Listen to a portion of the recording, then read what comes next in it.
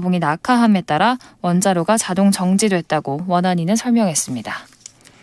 날씨입니다. 오늘은 고기압의 영향으로 전국이 맑겠습니다. 다만 내륙 지역에서는 낮과 밤의 기온 차이가 15도 안팎까지 크게 벌어질 것으로 보입니다. 추석 연휴 첫날인 내일은 중부지방은 대체로 맑겠고 남부지방과 제주도에는 가끔 구름이 많이 끼겠습니다. 내일 새벽부터 아침 사이 내륙에서는 안개가 끼는 곳이 있겠습니다. 내일 아침 기온은 서울 19도 등이 예상됩니다. KBS 1라디오 5시 뉴스를 마칩니다. 지금까지 아나운서 김도연이었습니다. KBS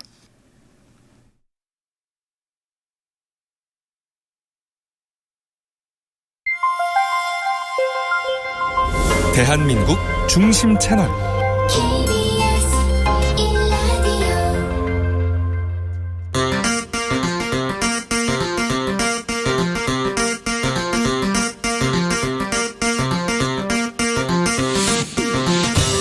주진우 라이브.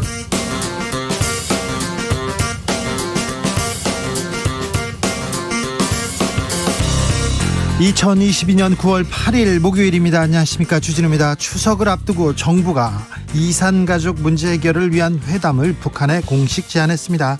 그동안 북한은 새 정부에 대해서 어리석음의 극치다, 윤 대통령에 대해서도 자체가 싫다, 이렇게 원색적인 비난을 이어왔는데요. 과연 북한이 이산가족 문제에 대해선 달라진 태도 보일까요? 지금은 글로벌 시대에서 전망해 보겠습니다.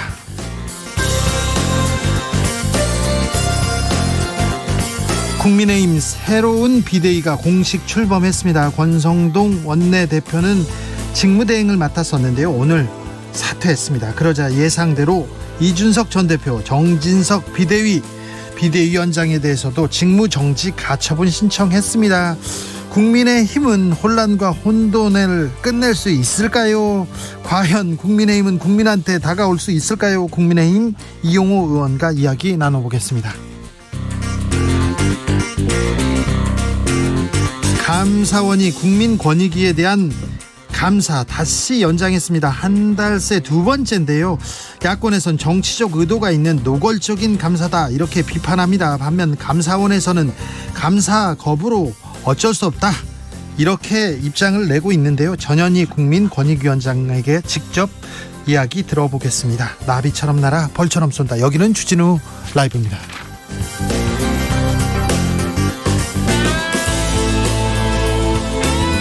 오늘도 자중차에 겸손하고 진정성 있게 여러분과 함께 하겠습니다. 내일부터 추석 연휴입니다. 하지만 추석 이제 시작됐습니다. 추석 귀경, 귀경이 아니죠, 귀성이죠. 지금 고향 가는 길 본격적으로 지금 붐비고 있습니다. 길마다, 기차역마다, 터미널마다 귀성객으로 붐비는데 귀성 행렬 어떤지, 지금 교통 상황 어떤지 먼저 듣고 오겠습니다. 교통정보센터 나가 있는 김한나 씨. 네, 시각 교통정보입니다. 추석을 앞두고 고속도로 정체가 길게 이어져 있는데요. 먼저 경부고속도로입니다. 부산 방면으로 총 100km가 넘게 정체되는 가운데 안성에서 남이분기점까지 50km 구간 차들이 가장 많이 몰려 있고요. 이후로 남구미 부근 1차로에서는 사고를 처리하고 있어서 부근으로 매우 혼잡합니다. 중부 내륙고속도로 창원 쪽으로도 차가 많습니다. 여주분기점에서 감곡 부근과 또 문경세제터널에서 진남터널까지는 10km 이상씩 정체되고 있고요. 더 가서 북상주 부근, 그리고 낙동분기점에서 상주터널까지도 더디게 지나고 있습니다. 또 칠서 부근에서는 사고가 있었는데요. 현재는 처리가 완료가 됐고 2km 정체는 아직 남아있는 상황입니다. 영동고속도로 인천 쪽으로는 덕평 부근에서 양지터널까지, 또 신갈분기점에서 광교터널까지 7km 밀리고 있고 더 가서 반월터널까지도 12km 정체 쭉 이어져 있습니다. 한편 연휴 기간 동안 고속도로 통행료가 면제되는데요. 9월 9일 0시부터 12일 자정까지입니다. 오늘 이용해서 내일 고속도로를 진출하는 차량도 면제되고 있고요. 12일 날에 들어가서 13일 고속도로를 나가는 통행료도 면제입니다. 참고하셔서 안전운전하시기 바랍니다. KBS 교통정보센터였습니다.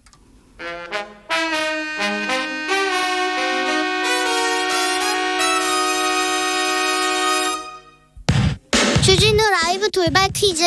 오늘의 돌발 퀴즈는 객관식으로 준비했습니다. 문제를 잘 듣고 보기와 정답을 정확히 적어 보내주세요. 내일부터 시작되는 추석 연휴는 거리두기가 해제된 뒤 처음 맞는 명절 연휴입니다. 정부는 연휴 기간 동안 원스톱 진료기관과 당번약국을 운영하면서 의료 공백을 최소화하기로 했는데요. 고속도로 휴게소 9곳에는 임시 선별검사소가 마련돼 연휴 기간엔 이곳에서 누구나 무료로 이것 검사를 받을 수 있습니다. 코로나 바이러스의 특정 유전자를 증폭해서 바이러스 존재 여부를 판단하는 검사 방법인 이것은 무엇일까요? 보기 드릴게요. 1번 PCR, 2번 바둑알. 다시 들려드릴게요. 1번 PCR, 2번 바둑알. 샵 9730 짧은 문자 50원, 긴 문자는 100원입니다. 지금부터 정답 보내주시는 분들 중 추첨을 통해 햄버거 쿠폰 드리겠습니다. 주진우 라이브 돌발 퀴즈 내일 또 만나요.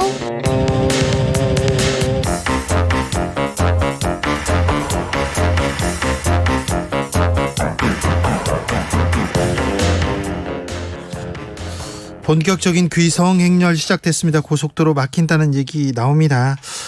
추석에 고향 갑니다. 고향에서 뭐 할 겁니다. 이거 알려주십시오. 이번에 바빠서 못 가요. 그런 분도 얘기해 주시고요.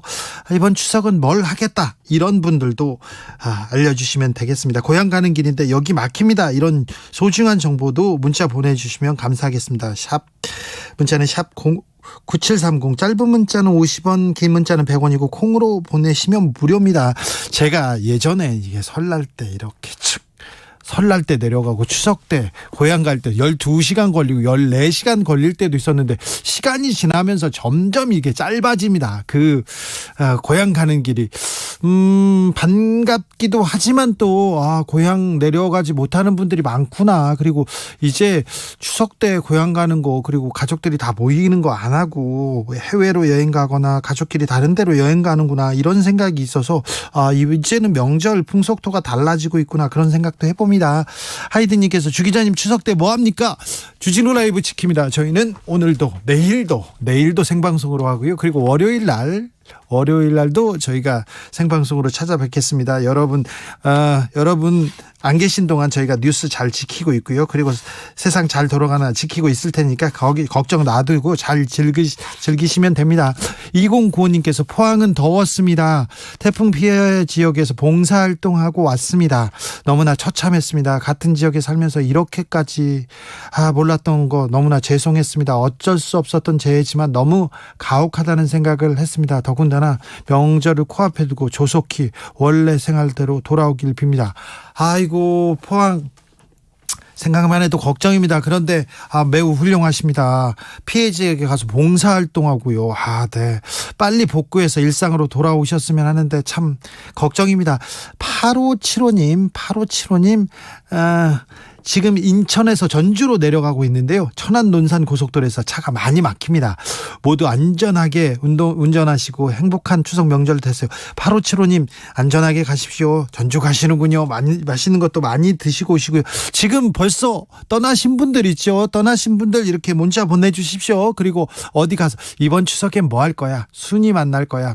미숙이 만날 거야? 그런 얘기도 좋습니다. 그리고 동창회가 있어. 아니야, 어머니 아버지하고 이번엔 행복한 시간 갖겠어. 이런 분들도 좋습니다. 그러니까 추석 얘기해 주시면 되겠습니다. 5761님께서 어머님 아버님께서요 모두 코로나 확진이라서 오지 말랍니다. 갑자기 고향이 없어진 듯 하네요. 아이고, 명절 때 부모님은 자식들 보는 게 그게 낙인데 코로나 걸리셨대요. 아이고, 어떻게 하나.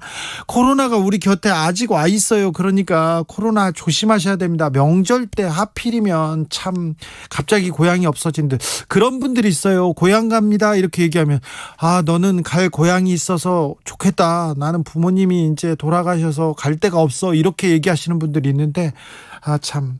네.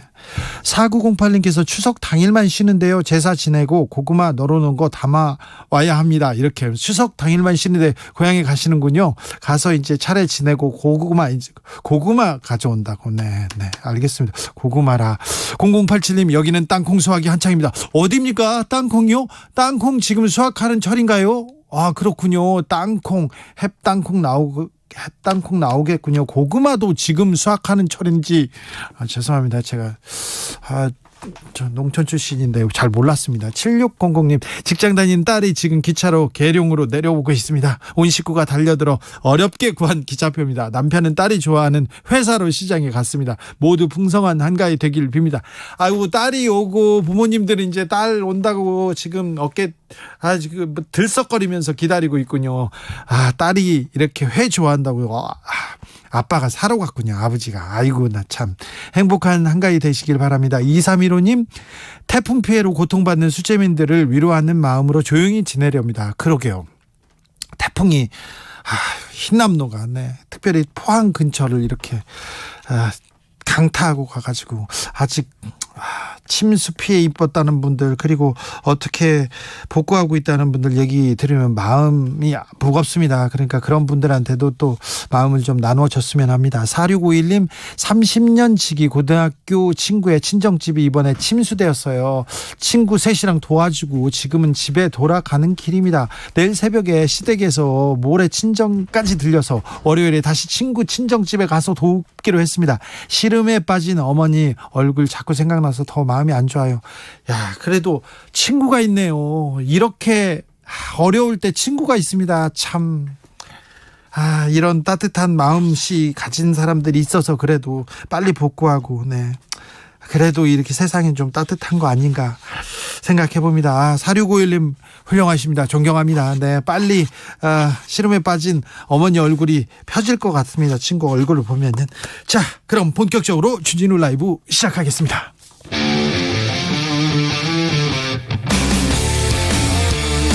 탐사보도 외길 인생 20년. 주 기자가 제일 싫어하는 것은?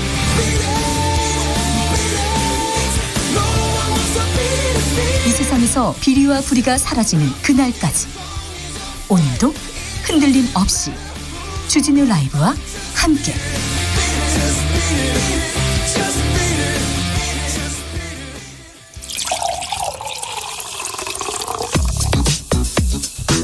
진짜 중요한 뉴스만 쭉 뽑아냈습니다. 주스 정상근 기자, 어서 오세요. 네, 안녕하십니까. 권성동 원내대표는 오늘 사퇴했습니다. 네. 너무 늦었습니다. 정진석 비대위원장 전국위에서 취임됐습니다. 본격적으로 비대위 출범했습니다. 네, 국민의힘은 오늘 전국위원회를 열고 정진석 비대위원장 임명 안건을 의결했습니다. 그 결과 정진석 국회 부의장을 새 비대위원장에 임명하는 안건을 통과시켰는데요. 네. 이에 따라 지난달 26일 법원이 주호영 전 비대위원장 직무정지를 결정한 지 13일 만에 또 다른 비대위가 출범하게 됐습니다. 그런데 국회 부의장인데요. 국회의장과 부의장은 이렇게 당직을 떠나서 국회가 잘 원활하게 돌아갈 수 있도록 이렇게 역할을 하는 분인데 겸직입니다. 이 부분에 대해서 야당은 반발하고 있는데 어떻게 되는지 지켜보겠습니다. 더 중요한 것은 눈앞에 이준석이라는 산이 또 있습니다. 이준석 전 대표 바로 가처분 신청했습니다. 네, 이준석 전 국민의힘 대표가 오늘 정진석 비상대책위원장의 직무집행을 정지해달라는 가처분 신청을 냈습니다. 네. 이준석 전 대표가 국민의힘 당 지도부에 가처분 신청을 낸 것은 이번이 네 번째입니다. 이준석 전 대표 측은 주호영 및 기존 비대위원들의 전원 사퇴는 소급 적용을 금지한 헌법 위반을 피하려는 꼼수에 불과하다라고 밝혔습니다. 네. 한편 이준석 전 대표는 SNS에 인간의 욕심은 끝이 없고 같은 실수를 반복한다라는 문구가 적힌 개의 사진을 게재했는데요. 네. 정진석 위원장을 겨냥한 것으로 해석이 되고 있습니다. 네. 또한 윤석열 대통령이 오늘 출근길 기자들과의 문답에서 이준석 전 대표 관련 논란 등에 대한 질문을 하자 네. 이 머릿속엔 글로벌 경제 위기 외에는 없다라고 얘기를 했는데요. 이에 대해 돈에 관심이 없어야 하는 사람은 돈에 미친 사람이다라는 글귀가 적힌 사진을 또 올렸습니다. 속보 알려드립니다. 검찰에서 고 김문기 그리고 백현동 관련해서 허위 발언을 했다면서 이재명 민주당 대표를 불구속 기소했습니다. 검찰이 이재명 대표 불구속 기소했습니다. 민주당에서는 오늘 검찰에 항의 방문하고 항의 방문했어요. 네, 이 더불어민주당 의원 10여 명이 오늘 이재명 대표 등에 대한 대표 등에 대해 수사 중인 검찰을 항의 방문했었습니다. 네. 이들은 서울중앙지검이 정기국회 개원 당일 이재명 대표를 소환 통보했다라면서 네. 반면 윤석열 대통령과 김건희 여사 사건은 줄줄이 불기소, 불송치되고 있다라고 비판했습니다. 이재명 대표는 기소됐습니다. 어제 이재명 대표의 측근으로 불렸던 이화영 전 의원에 대한 검찰의 압수수색도 있었습니다. 네, 쌍방울 그룹 비리 의혹을 수사 중인 검찰이 이재명 대표의 측근으로 알려진 이화영 킨텍스 대표이사의 뇌물수수 의혹을 수사하기 위해 어제 경기도청을 압수수색했습니다. 경기도청은 그제도 이재명 대표의 대장동 개발 특혜 의혹 관련 허위사실 공표 혐의 수사와 관련해서 압수수색을 받은 바가 있습니다. 네. 검찰은 이화영 대표가 경기도 평화부지사로 재직하던 지난 2019년 1월부터 지난해 9월까지 쌍방울그룹 법인카드로 2년여간 매달 수백만 원씩 1억여 원을 사용했다라고 보고 있습니다. 이화영 대표는 경기도 평화부지사로 발탁되기 전까지 쌍방울그룹의 사회이사를 지낸 바 있습니다. 검찰이 쌍방울 주변을 이렇게 샅샅이 털고 있다, 이렇게 수사하고 있다고 지금 계속 뉴스가 나오는데, 쌍방울 주변에 이렇게 폭력 조직 연관성도 있었고요. 그다음에 쌍방울 변호사가 어떻게 활동했는지, 그리고 쌍방울의 사회이사가 검사 출신들이 많습니다. 근데 그 부분들은 어떤 역할을 했는지, 그리고 또 영장이나 수사 관계된 내용을 그 쌍방울 쪽에 검찰에서 빼돌려가지고 구속되기도 했었죠. 여러 얘기가 나오는데 이 수사는 어떻게 전개되는지 좀 지켜보겠습니다. 제가 취재를 열심히 해가지고 잘 알려드릴게요. 취재가 많이 돼 있는데 추석 후에 저희가 자세한 시간 갖겠습니다. 근데 비만 오면 지하주차장 수해 침수 굉장히 큰 문제인 것 같습니다. 이거 정비해야 될 것 같은데요. 네, 이 포항 아파트 참사 현장에 이 차수막이 설치돼 있지 않았던 걸로 드러나서 좀 논란이 된 바 있었는데요. 네. 정부 여당은 오늘 이 당정 협의회를 열고 아파트 지하 주차장 차수벽 설치 등을 골자로 한 법제도 정비에 나서겠다라고 밝혔습니다. 성일종 국민의힘 정책위 의장은 이 기존 아파트에는 지방정부 그리고 국토부 행안부가 대책을 세워야 해서 대책 마련을 요청했고, 신규 아파트는 차수벽 설치를 비롯한 여러 가지 제도적 정비를 당에서 서두르겠다라고 밝혔습니다. 비가 오고 태풍이 오면 이렇게 침수 피해 이렇게 속수무책 당하고만 있을 수는 없습니다. 그래서 법 정비 나서야 될 것 같습니다. 통일부에서 오늘 북한에 이산가족 회담을 제안했습니다. 네, 권영세 통일부 장관은 오늘 이산가족 문제의 근본적인 해법을 찾자면서 남북 당국 간 회담을 전격 제안했습니다. 네. 권영세 장관은 이산가족이라는 단어 자체가 사라지기 전에 문제를 해결해야 한다라면서 이 과거와 같은 소수 인원의 일회성 상봉으로는 부족하다라고 했고요. 당장 가능한 모든 방법을 활용하여 신속하고도 근본적인 대책을 마련해야 한다라고 밝혔습니다. 윤석열 대통령 해리스 미국 부통령을 만난다고요? 네, 윤석열 대통령이 오는 29일 방한하는 이 카멜라 해리스 미국 부통령을 접견할 예정이라고 대통령실이 밝혔습니다. 네. 대통령실은 해리스 부통령과 한미관계 강화 방안을 비롯해 북한 문제, 경제 안보, 주요 지역 국제 현안 등 이 상호 의견을 교환할 예정이라고 밝혔는데요. 가장 핵심적인 내용은 한국산 전기차 차별 문제가 될 것으로 보입니다. 공수처가 이영진 헌법재판관 접대 의혹 관련해서 압수수색 나섰습니다. 네, 고위공직자범죄수사처가 어제 이영진 헌법재판관의 골프 접대 의혹을 제보한 사업가 등의 사무실을 압수수색했습니다. 이영진 재판관에게 골프 접대를 했다고 주장한 사업가 A씨, 그리고 A씨의 사건을 수임한 B 변호사 사무실이 대상이었습니다. 네, 고위공직자 범죄수사처 공수처가 국민의 열망을 품고 이렇게 출범을 했는데, 헌법재판관 그리고 검사 그리고 권력자들, 감사원에서 지금 굉장히 좀 도를 넘는 거 아니냐, 이렇게 비판을 받기도 합니다. 이런 부분에 대해서도 공수처가 조금 역할을 좀 더 해주셨으면 하는 생각 해봅니다. 코로나 상황 어떻습니까? 네, 오늘 코로나19 신규 확진자 수는 72,646명이었습니다. 어제에 비해 12,000여 명 정도 줄었고요. 일주일 전과 비교하면 9,000여 명 정도 줄었습니다. 위중증 환자 수는 493명으로 16일 만에 400명대로 내려왔고요. 사망자는 64명으로 어제보다는 늘었습니다. 주스 정상근 기자 함께했습니다. 감사합니다. 고맙습니다. 내일도 오시죠? 네, 그렇습니다. 네, 내일도 뵙겠습니다. 네, 감사합니다. 감사원이 국민권익위에 대한 감사를 연장했습니다. 한 달 새 2번 다시 더 연장한 것 같은데요.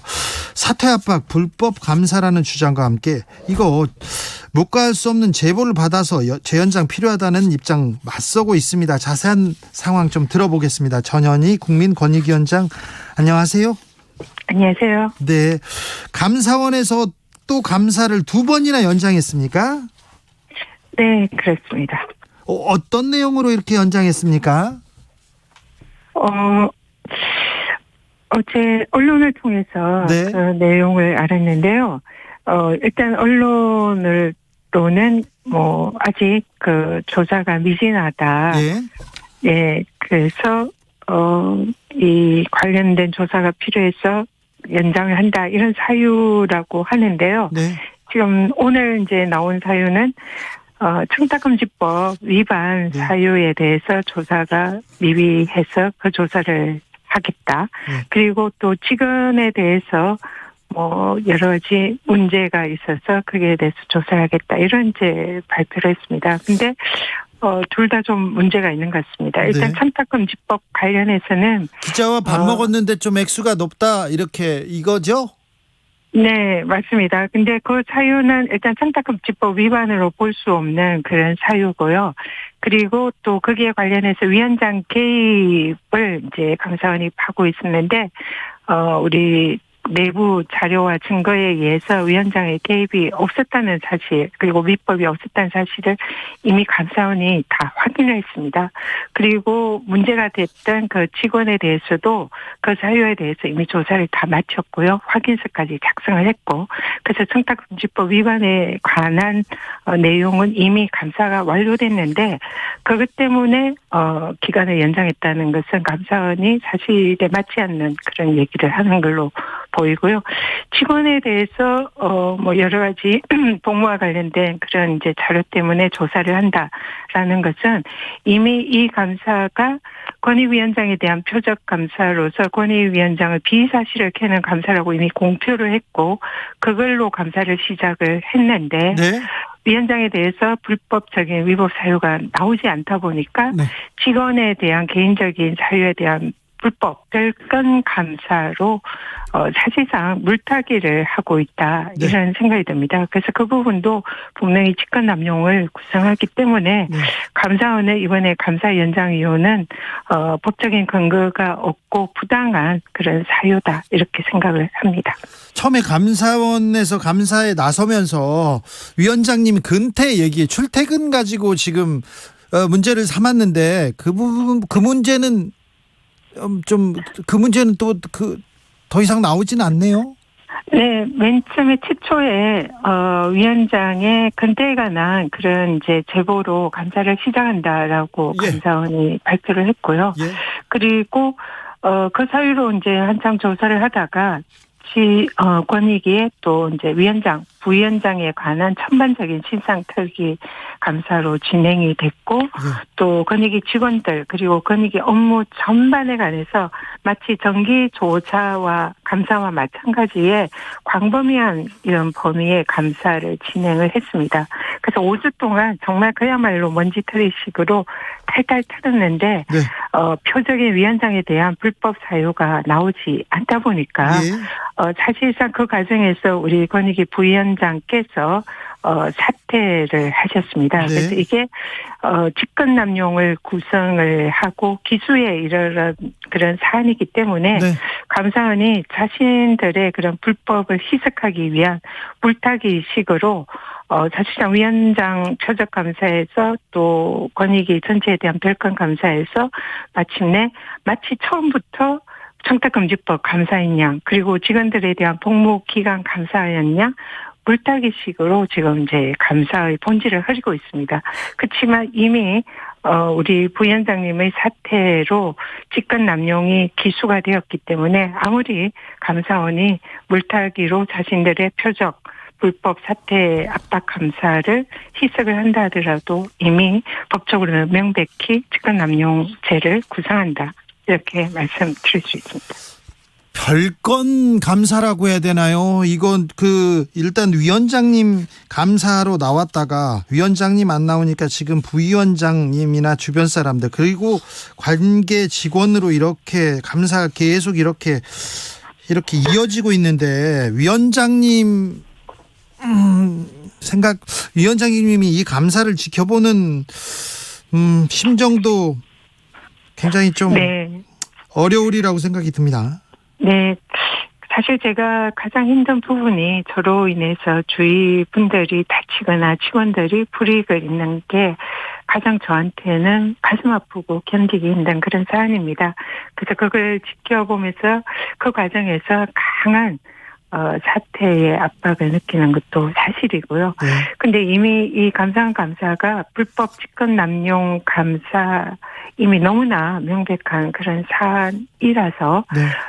이미 그 불법 감사의 그 파생으로 별건 감사를 하는 것은 위법한 행위로 인해서 생긴 불법 과실이기 때문에 그 별건 감사는 법적 효력이 법률적으로 없다고 위원장님, 봅니다. 그러면 감사원이 지금 법을 어겨가면서 감사를 하고 있다고 보시는 겁니까? 네, 그렇습니다. 지금 우리 그 기자님께서도 아시겠지만 지난 연초에 예. 그 지난 정부의 환경부 블랙리스트 대법원 판결이 있었지 않습니까? 네. 그 당시의 대법원 판결에 다양한 유형의 블랙리스트 이제 사안이 있었는데요. 그 중에서 환경부의 감사를 통해서 산하기관에 임기가 정해진 고위공직자의 사퇴를 압박해서 사표를 내게 한 그 사안이 대법원에서 유죄 확정 판결을 받았습니다. 예. 그래서 당시에 이 사퇴 요구를 명시적으로 하지 않고 그와 관련된 증거가 없다고 하더라도 네. 감사를 통한 압박이 결국 그 공직자에게 사퇴를 이르게 하면은 이것은 직권남용죄를 구성한다라는 그런 명시적인 대법원 판결이 있고요. 네.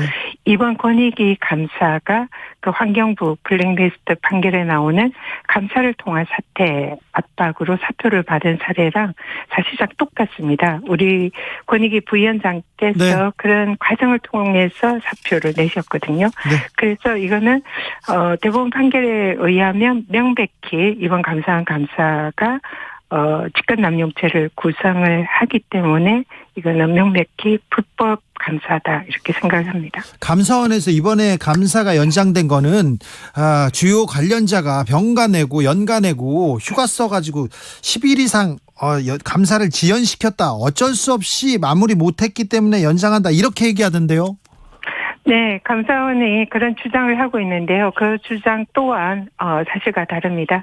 지금 해당 직원은 위원장에 관한 그런 이제 여러 가지 문제에 대해서 충분히 감사를 받았고요. 네. 그리고 그 과정에서 위원장의 개입이나 위법성이 없다는 것도 확인이 됐고 그 직원은 그와 관련된 감사를 마치고 확인서까지 작성을 했습니다.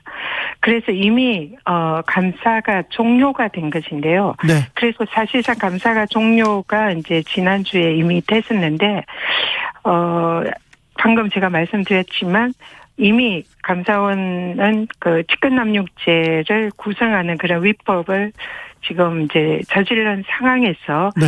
이 부분에 대해서 감사에서 아무것도 안 나오면은 사실상의 이제 사실들의 위법성을 이렇게 뭔가 그 항변할 수 있는 이런 사유가 없다 보니 무엇이라도 감사 결과 이제 결과를 내야 한다 이런 이제 물타기의 그런 이제 일환으로서 네. 권익위 직원에 대한 별건 감사를 통해서라도 뭔가 지금 복무기강이나 문제점이 있다라는 그런 결과를 내려고 하는 게 아닌가 네. 이런 추정이 됩니다. 그래서 알겠습니다. 이미 감사가 끝난 사안인데 직원에 대한 별건 감사를 이유로 이번에 기간을 연장을 했습니다. 네, 알겠습니다.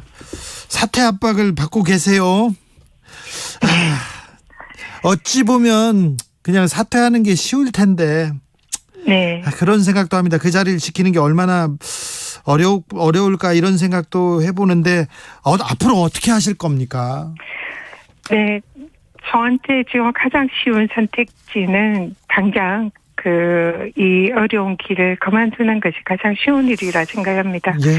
그렇지만 이 임기를 지킨다는 것은 법률에 정해진 국민과의 약속을 지키는 것이고 국민의 명령을 따르는 거다 생각하고요. 이것을 중도에 개인적으로 힘들다는 이유로 사퇴를 하는 것은 공직자로서의 그런 책임이나 법치주의 원리에 맞지 않는다 생각을 합니다. 예. 그래서 어렵지만 국민들이 저에게 맡긴 그런 법적인 책임을 완수하는 것이 제가 마땅히 지켜야 할 그런 길이다. 그런 생각을 하고 있습니다. 알겠습니다. 말씀 잘 들었습니다. 추석 잘 보내십시오. 네, 기자님도 추석 잘 보내시기 바랍니다. 네, 감사합니다. 전현희 국민권익위원장이었습니다. 나비처럼 날아 벌처럼 쏜다. 주진우 라이브.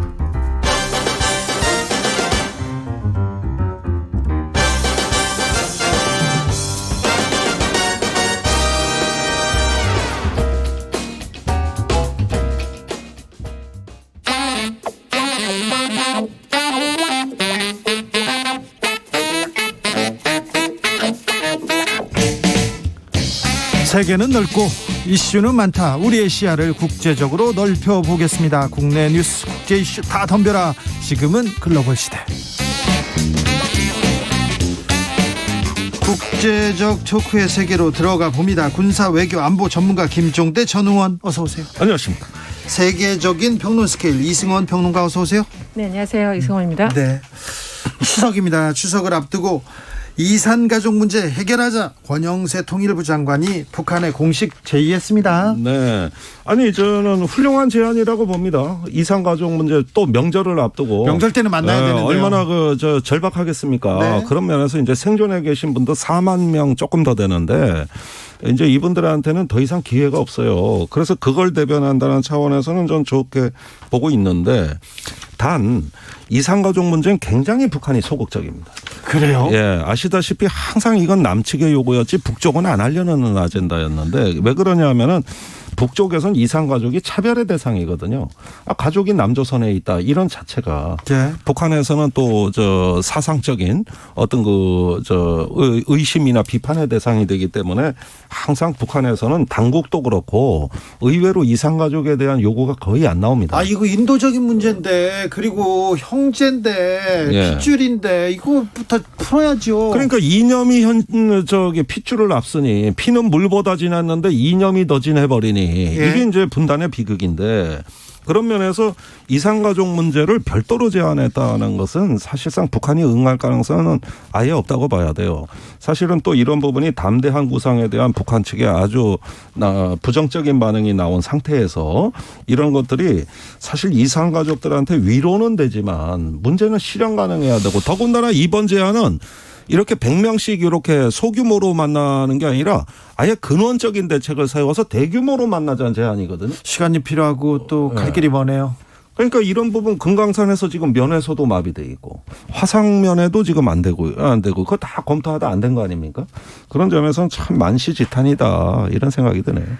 저는 이산가족 문제 당연히 제안을 할 수 있고 네. 만나야 되고 지금 이제 주로 70대, 80대, 90대 이런 분들이 이제 계신 거잖아요. 그래서 기회가 정말 없는데 두 가지죠. 비용, 비교 이건데 일단 의원 말씀하신 것처럼 북측에서는 이게 비용이 우리는 이제 뭐 교통이나 뭐나 이런 게 만나고자 하면 언제든지 만날 수 있지만 북한은 여러 가지 교통부터 해가지고 도로도 깔고 또 그렇죠. 건물도 지어야 되고 장소도 만들어야 돼요. 네, 그래서 정세현 전 통일부 장관님 이제 늘 나와서 말씀을 하시면 일단 비용이 많이 들기 때문에 우리가 생각하는 것처럼 북한에서 그렇게 쉽게 생각하지 못한다는 거예요. 아주 맞아요. 물리적으로. 예. 네. 또 하나는 비교가 되죠. 항상 이제 남한은 지금은 이제 더 이상 그렇게 믿는 사람이 얼마나 있을까 모르겠지만 남한은 어떻게 살고 뭐 이런 비교된다. 생활 양식 뭐 이런 게 있었는데 사실은 이제 만났을 때 이게 비교되는 거는 그동안 여러 차례 있었던 이산가족 상봉 중간에도 이제 확인이 됐던 그런 부분이고요. 이걸 다 차치하고 저는 솔직히 이 권영세 장관이 이산가족 문제 해결을 위해서 뭐 제안하겠다고 했는데 뉴스 보자마자 정말 뜬금없다는 생각을 했어요. 왜냐면 안 될 걸 알면서도 하는 거잖아요. 그리고 그게 지금 어떤 식이냐? 대통령이 담대한 구상이라고 이 북한 측에서 절대 받을 수 없는 그런 제안을 해놓은 다음에 이산가족을 하자고 하니 소위 진정성이 있는 건가라는 생각이 들고 오히려 전 이산가족 입장에서는 이 상황을 어떻게 바라보고 계실까 오히려 걱정스러운 좀 또 다른 희망 고문이 될 수 있어요. 그러니까 이게 같은 신중해야 얘기입니다. 되는 네네. 대목이에요. 지금 문제는 이제 마지막 신라처럼 희미한 희망이 남아 있을 때 이런 부분들이 북한에 의해서 냉대되거나 즉시 거부됐을 때는 그 절망감은 더 큰 거거든요. 더 상처를 받죠. 그러니까 네네. 이게 우려되는 사항이라는 거죠. 물밑으로 좀 접촉을 하거나 물밑으로 조금 어느 정도 가시적 성과를 만들어 놓고 던져야 하는데 그랬으면 좋겠다 그런 생각을 좀 해봅니다. 미국 얘기로 넘어가 볼까요? 미국에서 인플레이션 감축법 한국산 전기차 어떻게 되느냐 보조금 받을 수 있느냐 없느냐 계속 걱정이 앞섭니다. 지금 이제 쭉 흐름을 보시면 지난 16일에 바이든 대통령이 서명하고 이제 공포를 한 상황이죠. 그래서 예? 이제 인플레이션 감축법으로 인해서 우리나라 이제 자동차 뭐 배터리 부분에서 굉장한 피해가 이제 예상되는 것이고요. 네. 그래서 지난 현지 시간 8월 31일부터 9월 1일까지 하와이에서 한미일 안보수장이 만납니다. 김성한 우리 실장과 이제 백악관의 설리번 외교안보 국가안보 보좌관 이렇게 네. 등등해서 한미일이 만났는데 이 자리에서도 북핵 문제나 뭐 지역 문제뿐만 아니라 이 인플레이션 감축 법안에 대해서 얘기를 했어요. 그만큼 중요한 사안이라는 거죠. 예. 그런데 당시 그 김성한 실장의 카운터파트였던 설리번 국가안보 보좌관이 이런 얘기를 합니다. 우리 모두 집에 돌아가서 IRA 그러니까 그 인플레이션 감축법 여기에 대해서 숙독을 다시 한번 해보자 이렇게 얘기를 했고요. 네. 뒤에 나온 얘기가 더 중요합니다. 이 법은 전기차에 국한된 법이라기보다는 자유주의 국가들 간의 공급망 문제를 어떻게 재정립해 나갈 것인가 하는 문제다라고 이제 뒤에 토를 달았어요. 이 얘기는 사실은 우리가 우려하는 것만큼 그렇게 귀담아듣지 않았다라는 뜻으로 저는 해석이 되거든요. 예. 설리반 그 보좌관이. 그래서 여기에 대해서 이제 우리 정부가 워낙 이제 반발을 하니까 나중에 와서 지난 6일에는 그 NSCS 전략소통조장관이라는 분이 계세요. 존 컵이라는 분인데 이분이 이제 화상 브리핑을 하면서 동맹국 대 우려를 심각하게 받아들이고 있다. 그냥 이 정도 얘기를 했고 그다음 7일 날 나왔던 뉴스가 우리 안덕근 통상교섭본부장의 캐서린 타이 그 USTR 대표 무역 대표부를 만나지 않았습니까? 대표를. 그래서 거기서 이제 나왔던 게 마지막 하나 협의체를 구성하기로 합의했다 이런 흐름들이거든요. 그러니까 지금 일주일 사이에 벌어진 일입니다. 그런데 지금 우리가 원하는 거는 우리가 뭐 한동훈 장관이 늘 이제 시행령을 언급하셔서 그런지 시행령 국가가 됐잖아요. 대한민국이 어느 순간. 근데 미국도 시행령 국가로 가능하다고 가능성과 희망을 품고 있는 것처럼 보이는데 그거 쉽지 않을 텐데요. 네, 이미 거기는 법을 통과했기 때문에 우리가 원하는 법 조항을 이제 바꾸기 위해서는 법을 바꿔야 되는데 지금 그렇지 않기 때문에 시행령으로 또 어떻게 좀 조절을 해볼 수 있겠다라는 게 통상교섭본부장의 얘기예요. 이게 그러니까 우리는 희망을 갖고 있는 거죠. 그런데요. 네. 또 희망 고문 시작. 이 문제는요. 전기차 보조금 문제 이 문제 해결하지 못하면 지금 윤석열 정부에서 지난 정부에 무너졌던 한미 관계 공조 지금 최고조로 올려놨다 얘기 그렇게 지금 선전하고 있는데 바로 뒤통수 맞았다 이렇게 얘기가 나오기 때문에 이 문제 잘 못 풀면 바로 비판 나옵니다. 그러니까 7월에 반도체법이 통과되는 걸 보고도 8월에 또 당했다는 게 저로서는 어이가 없는 거거든요. 전혀 모니터링이 안 됐어요. 그리고 제이크 설리반 그 백악관 안보보좌관 얘기는 아니 한국이 왜 항의하지? 내용 파악이 전혀 안 돼 있는 거예요. 그러니까 그 전에 의제화한 적이 없다는 거예요. 이걸 한국이 미국 정부에 네. 의제화한 적이 없을 때 나오는 반응이에요. 이거 문제 제기도 안 했다는 거예요? 예, 아니 보십시오. 이것도 법이 통과되고 한 8월 말이 돼서 그러니까 열흘도 더 지나서 우리 안보실장이 미국 제이크 설리반을 만난 겁니다. 네. 거의 보름이 지나서예요. 그 다음에 산업부 장관이 9월 초에 간 거거든요. 아니 믿을 수 없이 느려요. 그 전에 현대차가 자기가 급해서 정의선 회장이 갔어요. 예. 예, 업체는 이제 급해서 그러는데 정부는 보름간 묵혔다가 그 전에도 모니터링 못했고 사후에 외양간을 소 일구도 못 거쳤던 겁니다. 그런데 5월에 정상회담 선언문에 뭐라고 써 있습니까? 한국과 미국은 반도체, 배터리, 또 핵심 광물 이런 어떤 것에 대한 회복 탄력성 있는 안정적 공급망을 같이 도모하기로 했다고 정상회담 선언문에 나와 있어요. 네. 그 선언문이 나온 다음 대목이 뭐냐 하면은 그래서 이 공급망을 강화하기 위해서 한미 그 산업 분야의 장관급 대화를 개최하기로 했다. 이게 바이든 윤석열 대통령 그 정상회담 내용입니다. 했습니까? 산업부 장관 인재 간다는 거예요. 그러니까 정상회담 끝나고 넉 달이 넘도록 아직까지도 그 회의가 개최된 적이 없고 협의체는 앞으로 만든다는 얘기입니다. 그렇죠. 네. 그럼 결국은 어떻게 되는 거냐. 처음에 이것이 모니터링 됐다는 흔적이 지금 전혀 안 보이고 있고 그다음에 모니터링 됐다 하더라도 이 문제에 대한 어떤 그 능동적인 대응을 준비하지 못했다는 것도 지금도 나오는 거고 그리고 나서 이제 와서 저기 그 정상회담에서 약속한 대화하러 이제 간다는 거거든요. 넉 달 동안 손 놓고 있었던 거죠. 이게 진짜 이 문제가 전혀 모니터링 안 됐죠. 그러니까 우리 뭐 산업부가 됐든 외교부가 됐든 주미대사관이 됐든 하여튼 다 그냥 넉놓고 있었다는 겁니다. 그 법이 통과되는데. 그런데 정확하게 비교를 할 게 있죠. 캐나다와 일본은 달랐습니다. 이 사람들은 발빠르게 로비에 들어간 거예요.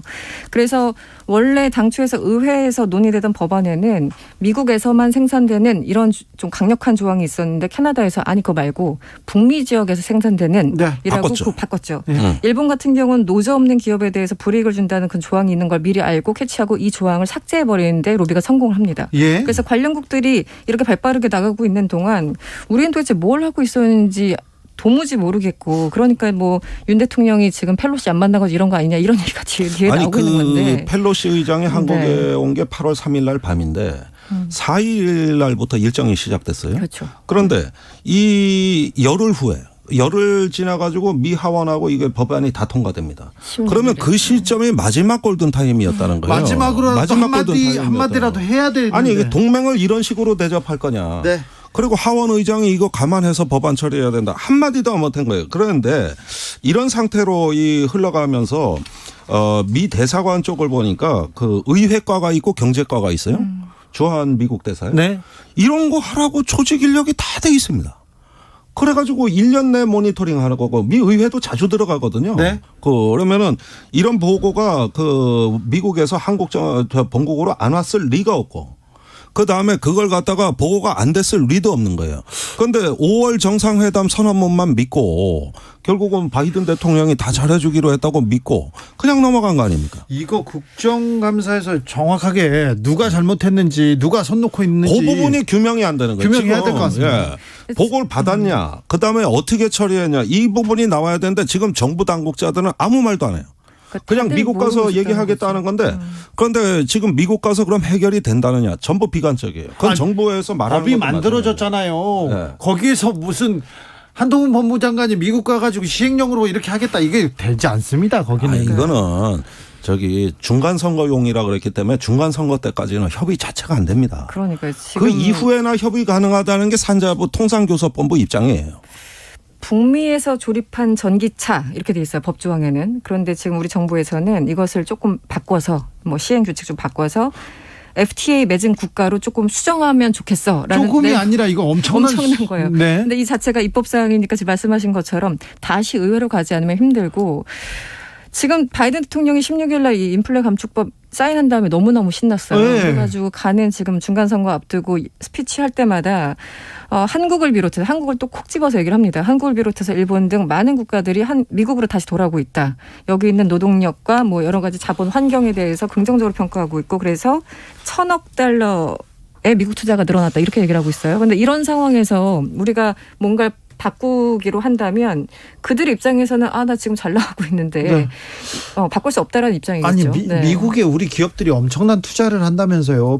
조 바이든 대통령 한국 왔을 때 현대차 정의선 회장 불러다가 얘기했잖아요. 그리고는 실망시키지 않겠다. 네, 계속 얘기해놓고 이제서야 뒤통수를 팡 때리는 것 같은데. 이거 외교 참사입니다. 외교 참사. 예, 2016년에 중국이 한국 규제했던 것보다 더 심해요. 사드 때문에 있었던 파동보다 더 심해요. 이거 물어봐야 되겠습니다. 주한미군 군장비 사드 기지 반입됐습니다. 아이고 한중 관계 다시 얼어붙는 거 아닌가 걱정됩니다. 그러니까 원래 윤석열 정부는 사드 운영을 정상화한다는 공약을 내걸었는데 지금 그 사드 기지가 8월 말까지 원래 정상화된다 그랬어요. 그런데 이 마찰이 있는 바람에 조금 문제가 생긴 것 같습니다만은 이때 대통령실이 새로운 메시지를 낸 겁니다. 7월에. 네. 한중 30주년 그걸 앞두고 이거는 사드 운용의 정상화가 아니라 사드 기지의 정상화다. 네. 이건 중국을 의식해가지고 정상화를 하긴 하되 중국을 안 건드리려는 제스처를 쓴 겁니다. 예. 그러면 기지 정상화하고 운영 정상화가 뭐가 다르냐? 기지 정상화는 환경 영향 평가 해가지고 거기 시설 짓고 생활 편의 시설 짓고 전력 고압선 안정적으로 주겠다는 얘기예요. 그러면서 이 사드 레이더는 여전히 중국을 안 보도록 한다. 그게 운영 정상은 아니다. 이렇게 얘기를 해버린 거란 말입니다. 역시 회색지대로 들어간 거죠. 그렇게 보면은 중국은 이 부분에서 사드 3불 1한이라 그랬는데 1한이 뭐냐 하면은 그 레이더가 중국을 감시하지 못하도록 해달라는 거거든요. 그걸 한국 정부가 선서했다는 거예요. 그러니까 그 부분을 문제 삼으니까 그 운영 정상은 아니다. 이렇게 해가지고 이게 회색지대로 들어갔는데 단지 뭐가 달라지느냐. 이렇게 해서 기지 정상화가 되면은 임시 배치된 사드가 상설 배치로 바뀌는 겁니다. 네, 지금까지는 그렇죠. 임시 배치였다고요. 네. 그러나 이제는 영구적으로 가는 거예요. 그것이 의미가 달라지는 거죠. 그래서 그 의미로 차단하려고 하고 운용은 바뀌는 게 없다. 전략적 상황은 아니다. 이러는데 문제는 중국의 해석입니다. 중국이 실제 어떻게 그렇게 보느냐죠. 판단하느냐에 따라서 어떻게 보느냐에 따라서 또 한중 관계 어디로 갈지. 그 한중 관계 지금 현재 상황을 낱낱이 보여준 거는 지난 5월이었습니까? 그 첫 번째 이제 박진 외교장관과 왕이 부장이 화상으로 처음으로 이제 면담을 하고 그 이후에는 지난 8월 9일에 양자 면대면으로 만났죠. 예. 그 당시 나왔던 워딩들 보면은 지금 한중 사이가 굉장히 안 좋다라는 걸 이미 인지하고 있고 지금 뭔가 이 한국이 이쪽 동아시아 외교의 일종의 각축장이 된 것 같아요. 그래서 이번 달 15일인가에 이 미국 공산당 권력 3위죠. 이 리잔수 상무위원장이 네. 방한을 합니다. 그래서 형식상은 베이징 올림픽 때 박병석 의장이 왔으니까 거기에 대한 답방으로 이제 온다는 건데 방한단이 무려 66명이래요. 지금 그러니까 여기 와서 그냥 가시지는 않겠죠. 66명 데리고 와서 저게는 뭐라도 하겠다는 뜻인데 여기서 도대체 어떤 얘기들이 나올지 다시 한번 사드에 대해서 부딪힌다면 지난 한중 외교장관 회담처럼 굉장히 냉랭한 분위기가 될 것 같고 그래서 우리 정부가 어느 정도 준비가 되어 있는지 일단 궁금하고 그다음에 이제 그 해리스 부통령이 한국에 온다는 거 아닙니까? 29일에. 그러니까 이번 달에 참 많은 분들이 중요한 분들이 오는 거예요. 오네요. 중국에서도 오고 네. 미국에서도 오고 그리고 중간에 또 유엔 총회 연설도 있고요. 거기서는 또 바이든 대통령과 어떻게 조우할지 모르겠죠. 그래서 이런 사드뿐만 아니라 공급망 문제, 이 뭐 치포 동맹 등등해서 정부가 정확한 답변이 준비되어 있는지가 저는 개인적으로 굉장히 걱정스럽습니다. 9월이 한국 외교에 굉장히 중요한 시기가 될 것 같습니다. 좀 제발 잘 해주시기를 좀 부탁드리겠습니다. 이근우님께서 와 꿋꿋하고 시원하신 두 분 반갑습니다 얘기합니다. 그런데요 이거 물어보고 싶었습니다. 이승원 평론가한테. 네? 영국에서 새 총리로 리즈 트러스 외무장관이 선출됐습니다. 70년대 75년생입니다. 75년생, 네. 여성입니다. 이 의미 어떻게 봐야 됩니까? 일단 대처와 테리사 메이 이어서 세 번째 여성 네. 총리고요.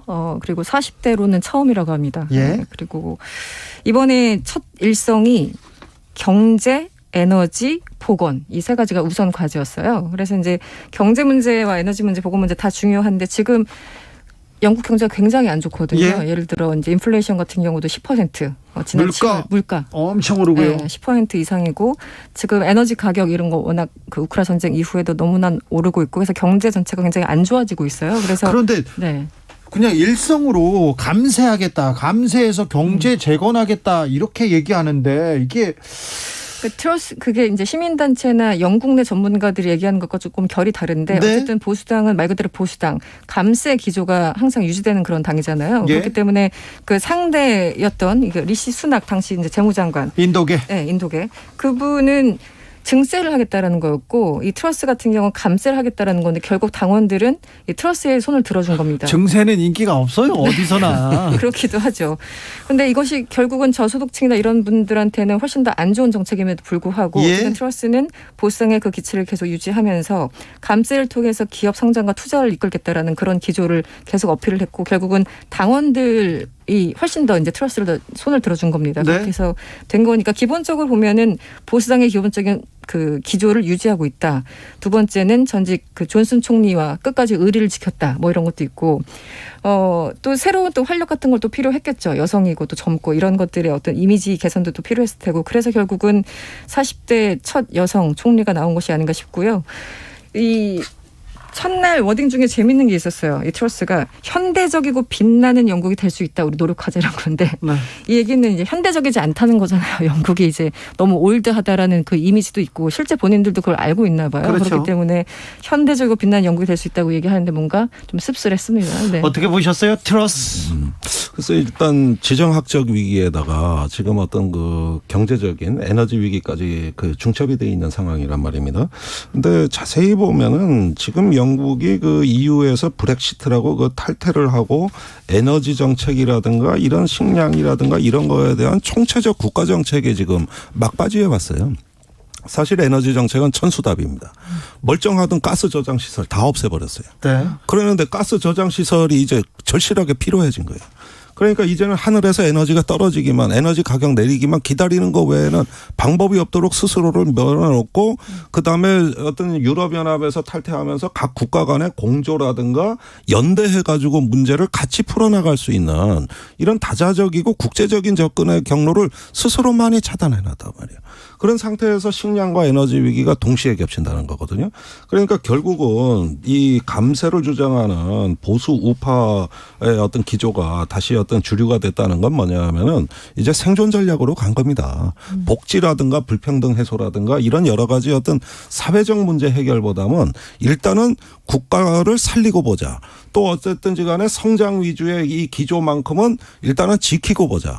이런 최소한의 정책으로 지금 가버린 거거든요. 그런 면에서 저는 오히려 독일보다도 일본이 영국이 9월부터 훨씬 더 어려운 처지에 빠지는 거 아닌가 이런 생각도 좀 해보게 되네요. 영국의 기초 근간이 독일보다는 좀 더 허약하지 않나 이런 얘기도 합니다. 그런데 처음으로 인사를 했습니다. 인사를 했는데 부총리, 외무장관, 그다음에 내무장관, 재무장관, 빅4라고 하죠.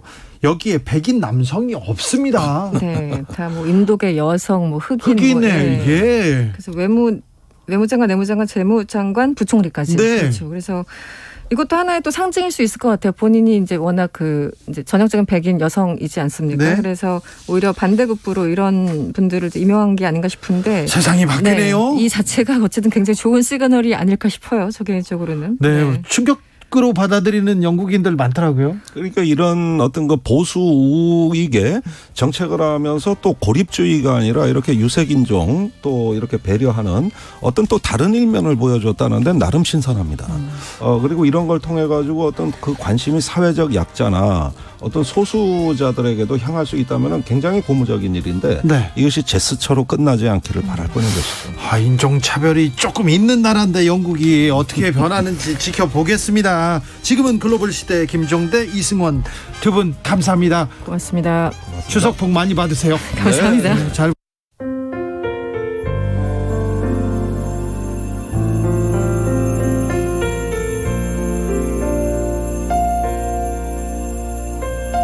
KBS 라디오 연중기획 희망충전 대한민국 498번째 이야기. 안녕하세요. 아나운서 이현주입니다. 초등학교 5학년인 건우와 3살 터울의 누나를 홀로 키우고 있는 건우 아빠는 선선한 바람이 불어오자 마음이 놓입니다. 갑작스레 형편이 어려워지면서 다세대 주택의 옥탑방으로 이사를 오게 된 건우네 가족. 또래보다 일찍 철이 든 아이들은 찌는 듯한 무더위에도 전기요금 걱정을 하면서 에어컨 한 번 마음 편히 틀지 못했습니다. 대상포진이 내부 장기로 퍼지면서 아무 일도 할 수 없게 된 아빠는 생활비 걱정을 하는 아이들이 안쓰럽게 느껴집니다. 그런 아빠의 마음을 잘 아는 아이들은 애써 더 밝게 웃으며 아빠 품에 파고듭니다. 건우네 가족이 더 이상의 걱정 없이 희망을 마주할 수 있도록 따뜻한 격려를 보내주세요.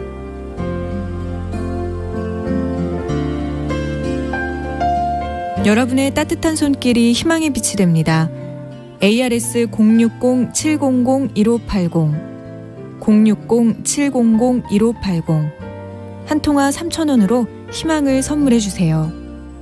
KBS 라디오 연중기획 희망충전 대한민국은 초록우산 어린이재단, 인탑스 주식회사 그리고 청취자 여러분과 함께합니다.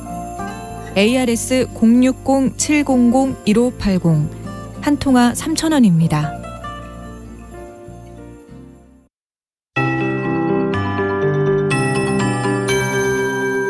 KBS 58분 날씨. 이제 한가위 연휴가 시작됐습니다. 이미 오늘 저녁부터 이동량이 많아졌고요. 이번 공식적인 연휴인 내일 첫날 전국적으로 대체로 맑은 곳이 많은데 남부와 제주는 가끔 구름량이 늘긴 하겠지만 이번 한가위 연휴 첫날은 대체로 무난하겠습니다. 이후로 추석 당일은 전국에 구름이 많겠고요. 동해안과 제주도는 좀 흐릴 것으로 예상을 하고 있습니다. 낮부터 제주 동부나 산지는 가끔 비가 내리기 때문에 이번 추석 당일에는 대부분 구름 사이로 높은 구름이기 때문에 보름달을 보실 수 있는데 비가 내리는 일부 동풍의 영향을 받게 되는 동해안과 제주는 달 보기가 좀 어려울 수 있겠고요.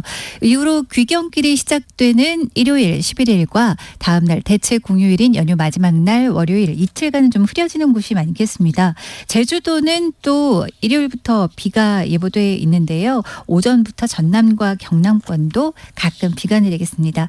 이것만 제외하면 심한 기상이변은 없을 것으로 예상을 하고 있고 태풍이 지금 12호 태풍 무이파가 오키나와 부근 해상에서 북상 중인데요. 이번 연휴 기간 동안에 크게 우리나라에 영향을 끼치진 않을 것으로 우선은 전망하고 있습니다. 낮더위가 약간 있는 연휴 기간이 예상됩니다. 아침 저녁으로는 선선하겠습니다. 지금 서울 기온은 28.5도입니다. 최영우였습니다.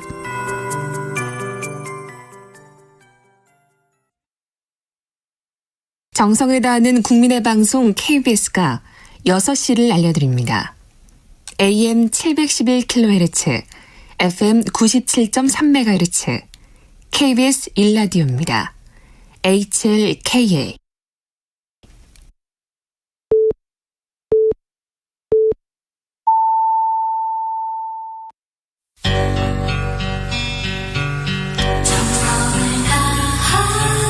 정성을 다하는 국민의 방송 KBS 주진우 라이브 그냥 그렇다고요. 이 시각 라디오 정보센터 뉴스입니다. 검찰이 이재명 더불어민주당 대표를 공직선거법상 허위사실 공표 혐의로 불구속 기소했습니다. 앞서 이재명 대표는 혐의를 부인하는 내용의 진술 답변서를 검찰에 제출했습니다. 국민의힘이 전국위원회를 열고 정진석 비상대책위원장 임명안을 의결했습니다. 권성동 원내대표는 원내대표직 사퇴 의사를 밝혔습니다. 국민의힘 이준석 전 대표는 정진석 비상대책위원장 직무를 정지해달라며 법원에 가처분 신청서를 추가로 냈습니다.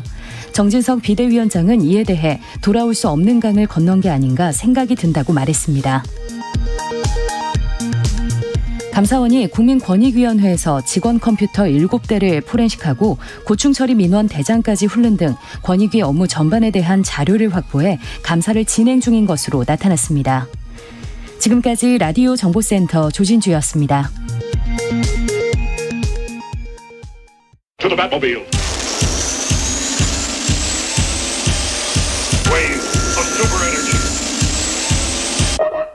주 기자의 1분. 전 세계에서 한국이 가장 늙은 나라가 될 거라고 합니다. 통계청에 의하면 50년 뒤 한국의 인구 절반은 65세 이상 노인이 됩니다. 전 세계 246개국 중에서 노인이 가장 많은 나라가 되는 겁니다. 일본보다 노인 비중 월등히 높습니다. 2070년까지 전 세계 인구는 24억 명가량 늘어나는데요. 같은 기간 한국에서 인구는 1,400만 명 줄어서 3,800만 명 인구가 된다고 합니다. 한국의 저출산 속도가 빨라진 결과입니다. 인구 감소 이후 전문가들은 일자리, 집값, 교육, 육아 등에서 찾습니다. 다 문제인 것 같습니다. 하지만 경제적 요인이 전부는 아닌 것 같습니다. 인구가 폭발적으로 증가하던 1970년대, 80년대 우리 사회에 이런 문제가 없었느냐? 그건 아니잖아요. 이런 요인보다는 저는 우리 사회에 희망을 찾기 힘들다, 행복을 찾기 어려워졌다, 이런 부분이 마음에 걸립니다. 정치권 보세요. 허구한 날 싸웁니다. 서로를 원수로 여기고요. 이기려고만 합니다. 아니요. 죽이려고 합니다. 같은 당에서도 마찬가지입니다. 더 심합니다. 오히려 시기와 혐오의 도가니입니다. 경제로 눈을 돌려볼까요? 누구는 얼마 벌었네. 누구 건물 얼마 올랐네. 어느 회사는 얼마 주네. 열심히 일만 해서는 집을 못 사네. 다 잘 사는데 나 혼자 못 사네. 돈. 불안과 절망의 용광로입니다. 정글 같은 세상입니다. 정글 같은 세상에 누가 아이를 내놓고 싶겠습니까? 부모님들은 전쟁과 배고픔을 이기면서 우리 세대에게 좀 더 나은 세상을 물려주셨어요.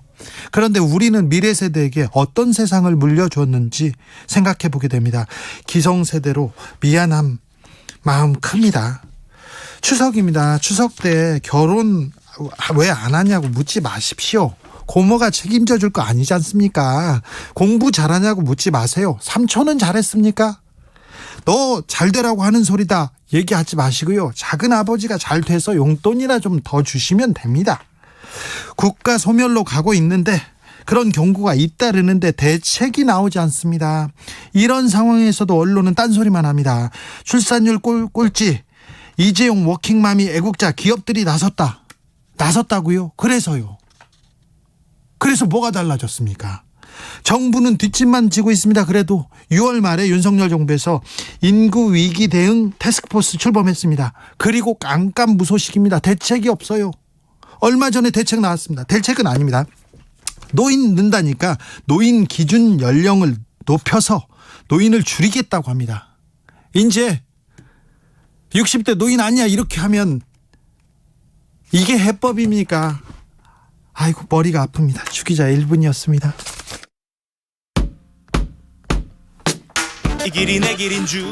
장기하와 얼굴들 그건 네 생각이고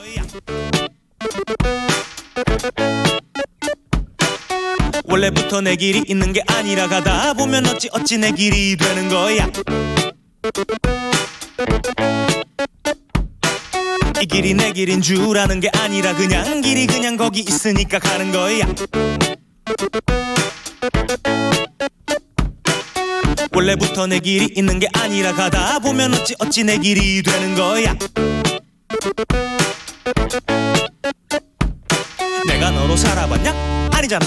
네가 나로 살아봤냐? 아니잖아. 걔네가 너로 살아봤냐? 아니잖아. 아니면 네가 걔네로 살아봤냐? 아니잖아. 아니잖아. 그냥 네 갈 길 가. 이 사람 저 사람 이러쿵저러쿵 뭐라 해도 상관 말고 그냥 네 갈 길 가. 미주알 고주알 친절히 설명을 조곤 해도 못 알아들으면 이렇게 말해버려. 그건 네 생각이고 아니 그건 네 생각이고.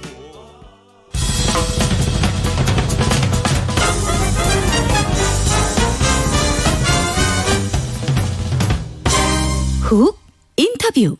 모두를 위한 모두를 향한 모두의 궁금증 훅 인터뷰. 정진석 새 비대위원장 임명, 권성동 원내대표는 사퇴. 우여곡절 끝에 새 비대위 출범합니다. 출범하자마자 이준석 전 대표 가처분 신청했습니다. 국민의힘 새 비대위도 좀 앞날이 험난해 보이는데 잘 될까요? 물어보겠습니다. 국민의힘 이용호 의원 나와 계십니다. 안녕하세요. 네, 안녕하세요. 네, 의원님. 네, 국민의힘에서 새 비대위원장 이렇게 추인됐습니다. 네, 박수 안 친 사람도 있었습니까? 뭐 거의 박수를 쳤습니다. 쳤습니다. 아니 그런데 요즘도 박수 쳐가지고 이렇게 뽑고 그렇습니까? 추임받는 자리이기 때문에요. 네. 처음부터 이제 많은 의원들의 의견을 듣고 예. 또 절차를 밟아서 추인하는 의총장이었기 때문에 네. 뭐 몇몇 분들은 다른 생각을 갖고 계셨지만 네. 또 투표를 한다고 해도 네. 절대 다수가 추인에 찬성하는 그런 입장이었습니다. 몇몇 의원들은 좀 반대 입장도 이렇게 손들고 표명하고 그랬다면서요? 네, 뭐 한두 분 계셨는데 네. 정당이라는 게 언제든지 뭐 그런 것이 네. 있지 않습니까? 그렇죠. 네. 아무튼 거의 대부분의 의견으로 지금 정진석 국회 부회장 새 비대위원장 추인됐습니다. 그렇죠. 네. 이제 가면 되는 건가요? 네네. 근데 민주당에서 현직 국회 부의장인데 여당 대표 역할까지 한다. 이렇게 또 겸직하면 안 된다. 이 얘기 나오시던데요. 그건 전례도 있고요. 부의장이라고 하는 자리는 의장, 국회의장 부재시에 대리하는 그런 역할이기 때문에 업무적으로는 비교적 여유가 있는 것이고요. 네. 예전에 이제 국민의당 당시에 박주선 부의장도 그렇고 또 예전에 뭐 새누리 한나라당입니까? 그 정인화 부의장도 겸직을 한 사례가 있습니다. 네. 권성동 오히려 뭐 제가 거꾸로 말씀드리면 네. 정청래 의원 같은 경우에 최고위원하고 예. 또 방통위원님 저 위원장입니까? 과방위원장이요? 과방위원장 그 관리를 깨고 하는 것 자체가 이상하던데요. 뭐 결국 저 비난할 입장이 민주당도 못 되는 것 같은데. 아니 국민 입장에서 보면 과방 네. 최고위원하고 과방위원장 하나, 그다음에 또 비대위원장하고 국회 부의장하고 하나, 국회 부의장이 더 높은 거 아닌가 이런 생각이 있어가지고. 예. 뭐 그렇게 볼 수도 있는데요. 하나는 국회직이고 하나는 당직이니까. 뭐 그렇게 볼 수도 있겠네요. 그러나 전례가 있어서 오직도 하고 비대위라고 하는 게 비상 상황이니까요. 네, 의원님 얘기 들으니까 그렇구나 그런 생각도 듭니다. 자, 권성동 원내비대표는 이제 원내대표도 그만둡니까? 네, 이제 본인이 선언을 했고요. 오늘 사퇴 기자회견을 했고, 사실 그 전에 이미 마음은 정리해 놓은 상태였는데, 이게 또 원내대표를 뽑으려면 그 당대표, 그러니까 비대위원장이 있어야지 그 원내대표를 뽑는 선거관리위원장을 또 이렇게 선출할 수 있나 봐요. 네. 그러니까 거기까지 맞춰놔야지 이제 모든 절차가 끝나기 때문에 또 추석 앞두고 본인이 물러난다고 해야지 또 국민들이 볼 때 뭔가 좀 마음으로 받아들이는 측면이 있다. 그래서 오늘 사퇴의견을 했습니다. 알겠습니다. 자, 국민의힘은 새 비대위원장, 새 비대위 체제로 갑니다. 그러자마자 이준석 전 대표 새 가처분 신청했어요. 네. 좀 안타까운 일이죠. 윤석 대표 굉장히 하여튼 뭐 말도 빠르고 행동도 빠른데 좀 계속 이렇게 가는 것이 정치인으로서 옳은가 하는 생각도 들어요. 억울한 측면도 본인도 뭐 있을 수 있습니다만 그러나 정치를 좀 길게 본다면 때로는 좀 희생도 하고 좀 하는 모습을 보이는 것이 좋을 텐데 하는 아쉬움은 있습니다. 그런데 이준석 전 대표는 나만 왜 희생해야 돼? 다 뭐 공은 같이 세웠는데 왜 나만 가지고 그래? 그렇게 얘기할 수도 있잖아요.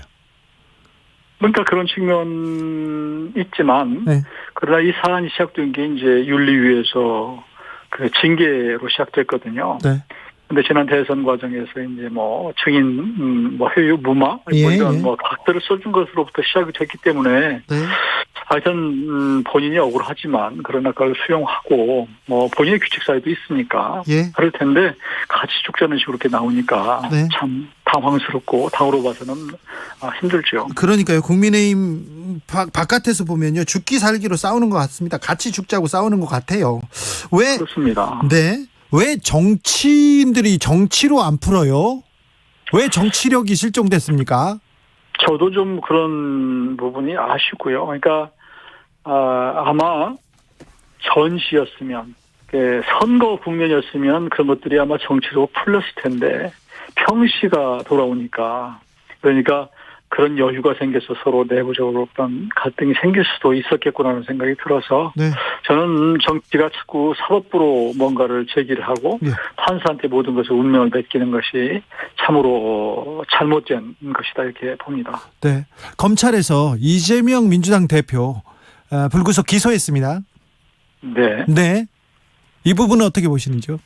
그 부분은 뭐 선거를 치르는 선출직 공직자들은 언제든지 선거법을 지켜야 되는 것이고 그 부분에 대해서 이제 그 검찰에서도 충분히 수사를 해서 이 부분은 선거법에 저촉이 된다 그래서 기소한 것이기 때문에 선출직 공직자들은 늘 있는 일입니다. 항용 있는 일이어서 그 부분을 꼭 정치적으로 이렇게 볼 이유는 없다 이렇게 생각합니다. 이준석 대표 얘기 조금 물어보겠습니다. 이준석 전 대표가 당하고 화해할 가능성은 없습니까? 이렇게 계속 싸우기만 할 겁니까? 이렇게 물어보고 싶어요. 이준석 대표가 좀 너무 가까이 하기엔 너무 먼 당신이 좀 너무 멀리 가버린 상황이 된 것 같고요. 이제는요? 네. 많이 감정이 지금 불편한, 불신이 많이 쌓여 있는 상태고, 벌써 말로써 서로 많이 상처를 주는 상태이기 때문에, 네. 조금 늦은 감이 있습니다만, 그러나 또 늦었다고 할 때가 가장 빠른 때다, 이런 속담도 있는데. 이용호 의원은 끝까지 대화하자, 끝까지 안아야 된다 하면서 계속 대화하자고 했는데, 이용호 의원마저도 너무 멀리 갔다고 보시는 겁니까, 이준석 대표가? 지금 저는 이렇게 중간에서 보면 그렇습니다. 양쪽의 감정이 너무 격해 있는 상태고, 예. 또 이분이 이제 이준석 대표 같은 경우는 이번이 처음 일이 아니기 때문에 이게 봉합이 된다고 봉합이 될 거냐. 이것 때문에 또 더 그런 것 같아요. 그러나 이제 정치라고 하는 게 이제 결국은 국민의 심판으로 늘 가부간 승패가 나는 거 아니겠어요? 네. 그래서 이제 다음 총선이 1년 6개월여 남아있는데, 그때까지는 이준석 대표도 정치인으로서 살기 위해서 집요하게 본인의 정치적 행보를 할 것이고, 당은 당대로 또 방어도 하고 나름대로 또 추세해서 갈 텐데, 이게 상당한 시간이 안정될 때까지는 필요하지 않을까 싶습니다. 네. 또 가처분 결정이 나오면 어떻게 될지는 모르겠으나, 그러면 어쨌거나 국민의힘 비대위는 어떻게 갑니까? 새 비대위 언제까지 어떤 권한을 갖게 되는 겁니까? 지금 의원들의 대부분 생각은 새로운 비대위는 지금 이 상황, 그러니까 이준석 대표와 관련된 상황, 이런 것들이 잘 정리되는 것이 첫 번째예요. 그러니까 당을 안정시키고 통합시키는 것이 첫 번째고, 그 다음에는 결국 이게 완전히 이제 안정되려면 새로운 지도체제가 생길 수밖에 없다. 그래서 전당대회 때까지 그런 중간 어떤 다리 역할을 하는 것이죠. 네. 전당대회는 언제쯤 있습니까? 많습니다. 언제쯤 있습니까? 전당대회는 의원들의 생각은 연말 정도 빠르면 연말 정도나 연초 이렇게 보는 것 같아요. 네, 12월, 그렇습니까? 네, 1월 초, 1월 말 이렇게 보는 것 같습니다. 이준석 전 대표는 또 윤리위에서 또 추가 징계되는 변수가 있죠. 지금 지난번에 의총에서 좀 추가 징계를 해달라 이런 그런 촉구한 일이 있었고요. 예. 또 이렇게 감정이 누적되다 보면 또 추가 징계를 해야 된다고 하는 유혹이라고 그럴까? 이런 것도 있을 수 있다고 보는데요. 네. 윤리위는 어디까지나 윤리적으로 문제가 있는 사안에 대해서 정무적인 그런 고려 없이 윤리위 나름의 잣대 가지고 하는 게 맞다, 저는 그렇게 봅니다. 네. 이준석 전 대표가 다시 전당대회에 나와서 출마해가지고 당대표가 되거나 그럴 가능성도 좀 있잖아요. 저는 그런 상황도 있을 수 있다고 봅니다. 그거 정치라는 건 언제든지 우리가 예측하는 방향으로 가는 것이 아니고, 결국은 국민들이 또 당원들이 민심이 결정하는 것이거든요. 네. 이전에 이준석 대표가 당대표 될지 누가 알았습니까? 네. 그렇듯이 다음에 이제 전당대회라고 하는 그 무대가 펼쳐지면 새로운 당대표가 누가 될지는 모르겠으나, 문제는 이준석 대표는 지금 6개월 당원권 정지 상태잖아요. 예. 만일 추가로 그런 이제 당원권 정지가 연장되거나 다른 일이 없다면, 그리고 그게 전당대회 때까지 가능하다면 그런 가능성도 있죠. 네. 그런데 문제는 지금처럼 이렇게 너무 극단적으로 치달으면 과연 민심이나 당심을 얻을 수 있을까? 그래서 지금처럼 같이 죽자 라고 하는 이런 정치적인 제스처로는, 정치 혁신으로는 그럴 가능성은 쉽지 않다, 그렇게 보는 거죠. 알겠습니다. 아무튼 정치권에 정치가 없고요, 국민의힘에 국민이 없어 보입니다. 그런 비판도 무겁게 받아들입니다. 네. 의원님, 네. 추석 이제 연휴 시작됐는데요. 추석 밥상에 어떤 정치 이슈가 오를 것 같습니까?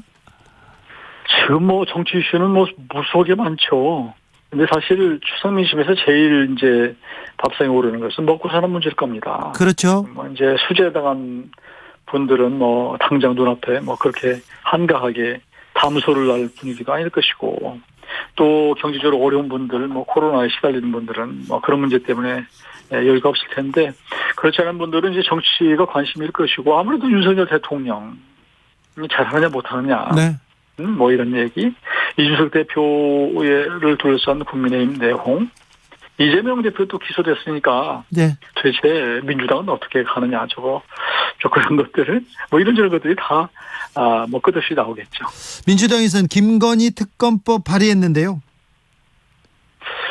그것은 저는 뭐 잘 이해를 못하겠어요. 그게 전략적으로 민주당이 지금 옳은 길을 가는 것인가. 이 특검법 내봤자 민주당 혼자 들 수 있는 구조가 아니에요. 예. 그 예전처럼 뭐 검수완박처럼 패스트트랙 무리하게 걸어서 될 일도 아니고, 통과됐다고 해도 거부권 행사하면 그만이거든요. 근데 또 이 사안 자체가 그럴 만한 사안인가 싶어서 조금 민주당이 하여튼 좀 너무 사당화되다 보니까 너무 이재명 지키기에 뭐 거의 올인하고 있는 거 아닌가. 그래서 민주당 자체가 무슨 방탄 의원단입니까? 난 좀 안타까워요. 민주당에서는 윤석열 대통령도 고발했습니다. 이 부분은 또 어떻게 보시는지요? 그거 좀 뭐 억지스럽죠. 이게 지금까지 많이 제기가 됐습니다만 윤석열 대통령에 대한 직접적인 의혹 같은 건 거의 없거든요. 없어요. 실제로. 그러다 보니까 이제 늘 물귀신 작전으로 김건희 여사 건을 지금 민주당은 집요하게 들고 나오는데, 들고 나오는 것 내용 보면 지난 대선 때 다 울거먹었던 내용이고 수없이 들은 내용이거든요. 아무리 듣기 좋은 노래도 뭐 한두 번이지, 이런 내용 가지고 특검을 한다 하는 것이 저는 좀 이해하기가 어렵습니다. 민주당에 대해서도 한마디 조언 부탁드리겠습니다.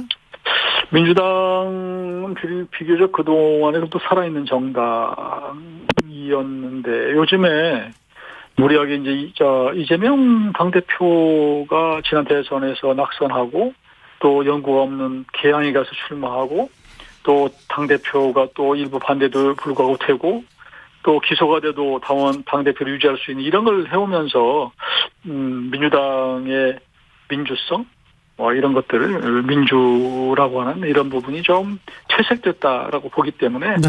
저는 좀 거기 비주류들이 제대로 하고 싶은 얘기를 좀 했으면 좋겠어요. 그러면 민주당이 더 건전해지지 않을까 싶습니다. 네. 아무튼 여야 연일 정쟁 벌이고 있고요. 정치권의 정치가 실종됐습니다. 어떻게 협치해야 될 텐데, 통합해야 될 텐데 어떻게 했으면 좋겠습니까? 지금은 말로는 다 협치하고 통합한다고 그러는데, 실제로 이렇게 나타나는 거 보면 저는 전혀 그런 것 같지가 않아요. 왜? 그러니까 너무 진정성 없는 정치, 말로만 하는 정치를 하고 있다. 그러니까 국민들이 힘들어하는 거예요. 근데 책임은 1차적인 책임은 정부 여당에서 지는 거 아닙니까? 물론이죠. 저는 당연히 정부 여당이 큰 책임이고, 어차피 책임지고 국민으로부터 위임받아서 이 국정을 끌어가는 것은 정부 여당이거든요. 네. 여당도 아니고 정부예요, 정부. 예. 그러니까 정부가 정말 진정성을 갖고 통합을 하는 모습을 보이고, 인사가 됐든 예산이 됐든 우리 국민을 통합하는 걸 보여야 될 거 아니겠습니까? 네. 이런 부분이 우선 사용돼야 되고, 네. 그리고 또 거기에 맞춰서 이제 집권당은 뒷받침을 잘 해야 되고, 또 민주당은 거기에 대해서 너무 또 정치 공세 하지 말고 가십 정치, 그러니까 근본적인 것에 문제가 아닌 무슨 그냥 사소한 얘기들을, 국민들의 정서를 자꾸 자극하는 이런 정치를 자꾸 해나가는 것이 과연 바람직한가 하는 의문이 들어서, 국민들이 볼 때는 정말로 지금 못 견디게 좀 불편하고 힘들 거예요. 네네. 네. 알겠습니다. 정말 내각제 같으면 다 정부이든 야당이든 다 다시 해산하고, 또 의원직 다 그만두게 하고 좀 다시 선거하고 싶은, 그렇죠. 그런 심정일 겁니다. 국민들은 그렇습니다. 저도 사실은 저도 국민 중에 하나인데, 네. 제가 가까이서 보기에도 답답한 게 한두 가지 아니에요. 그러니까요. 좀 더 노력해 주십시오. 네, 그렇게 하겠습니다. 지금까지 국민의힘 이용호 의원이었습니다. 감사합니다. 네, 감사합니다.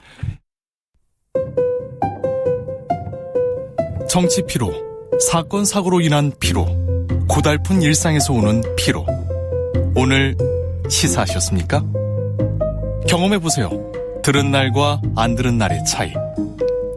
여러분의 피로를 날려줄 저녁 한 끼 시사 추진우 라이브.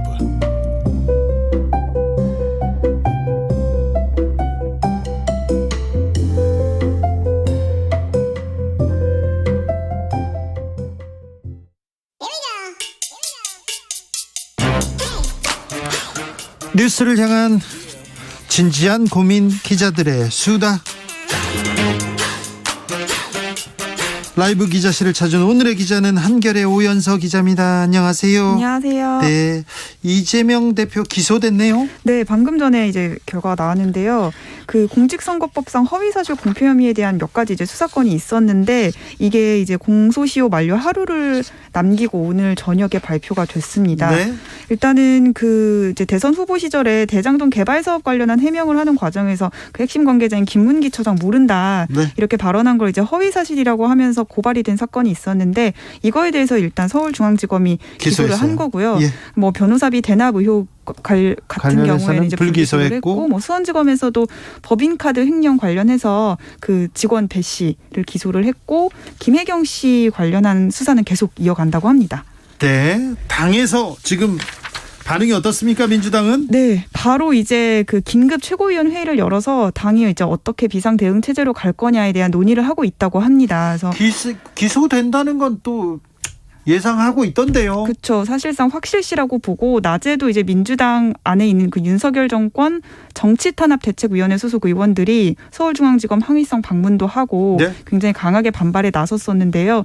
오늘 이 결과가 나오니까 이제 정치적 기소다, 반협치의 폭거다 이렇게 강하게 반발하는 공식 입장을 내놨습니다. 다른 얘기하는 의원들도 있죠.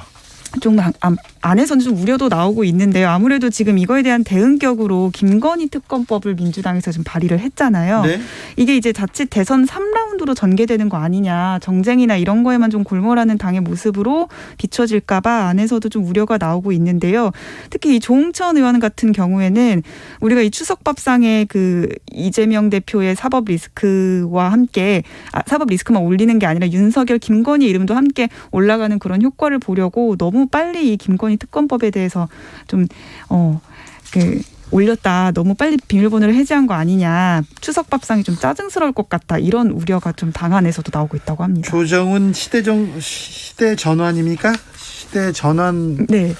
의원이죠. 의원도 네. 반대하는 목소리를 이렇게 그렇습니다. 냈는데요. 예. 네, 어떻게 되는 건지.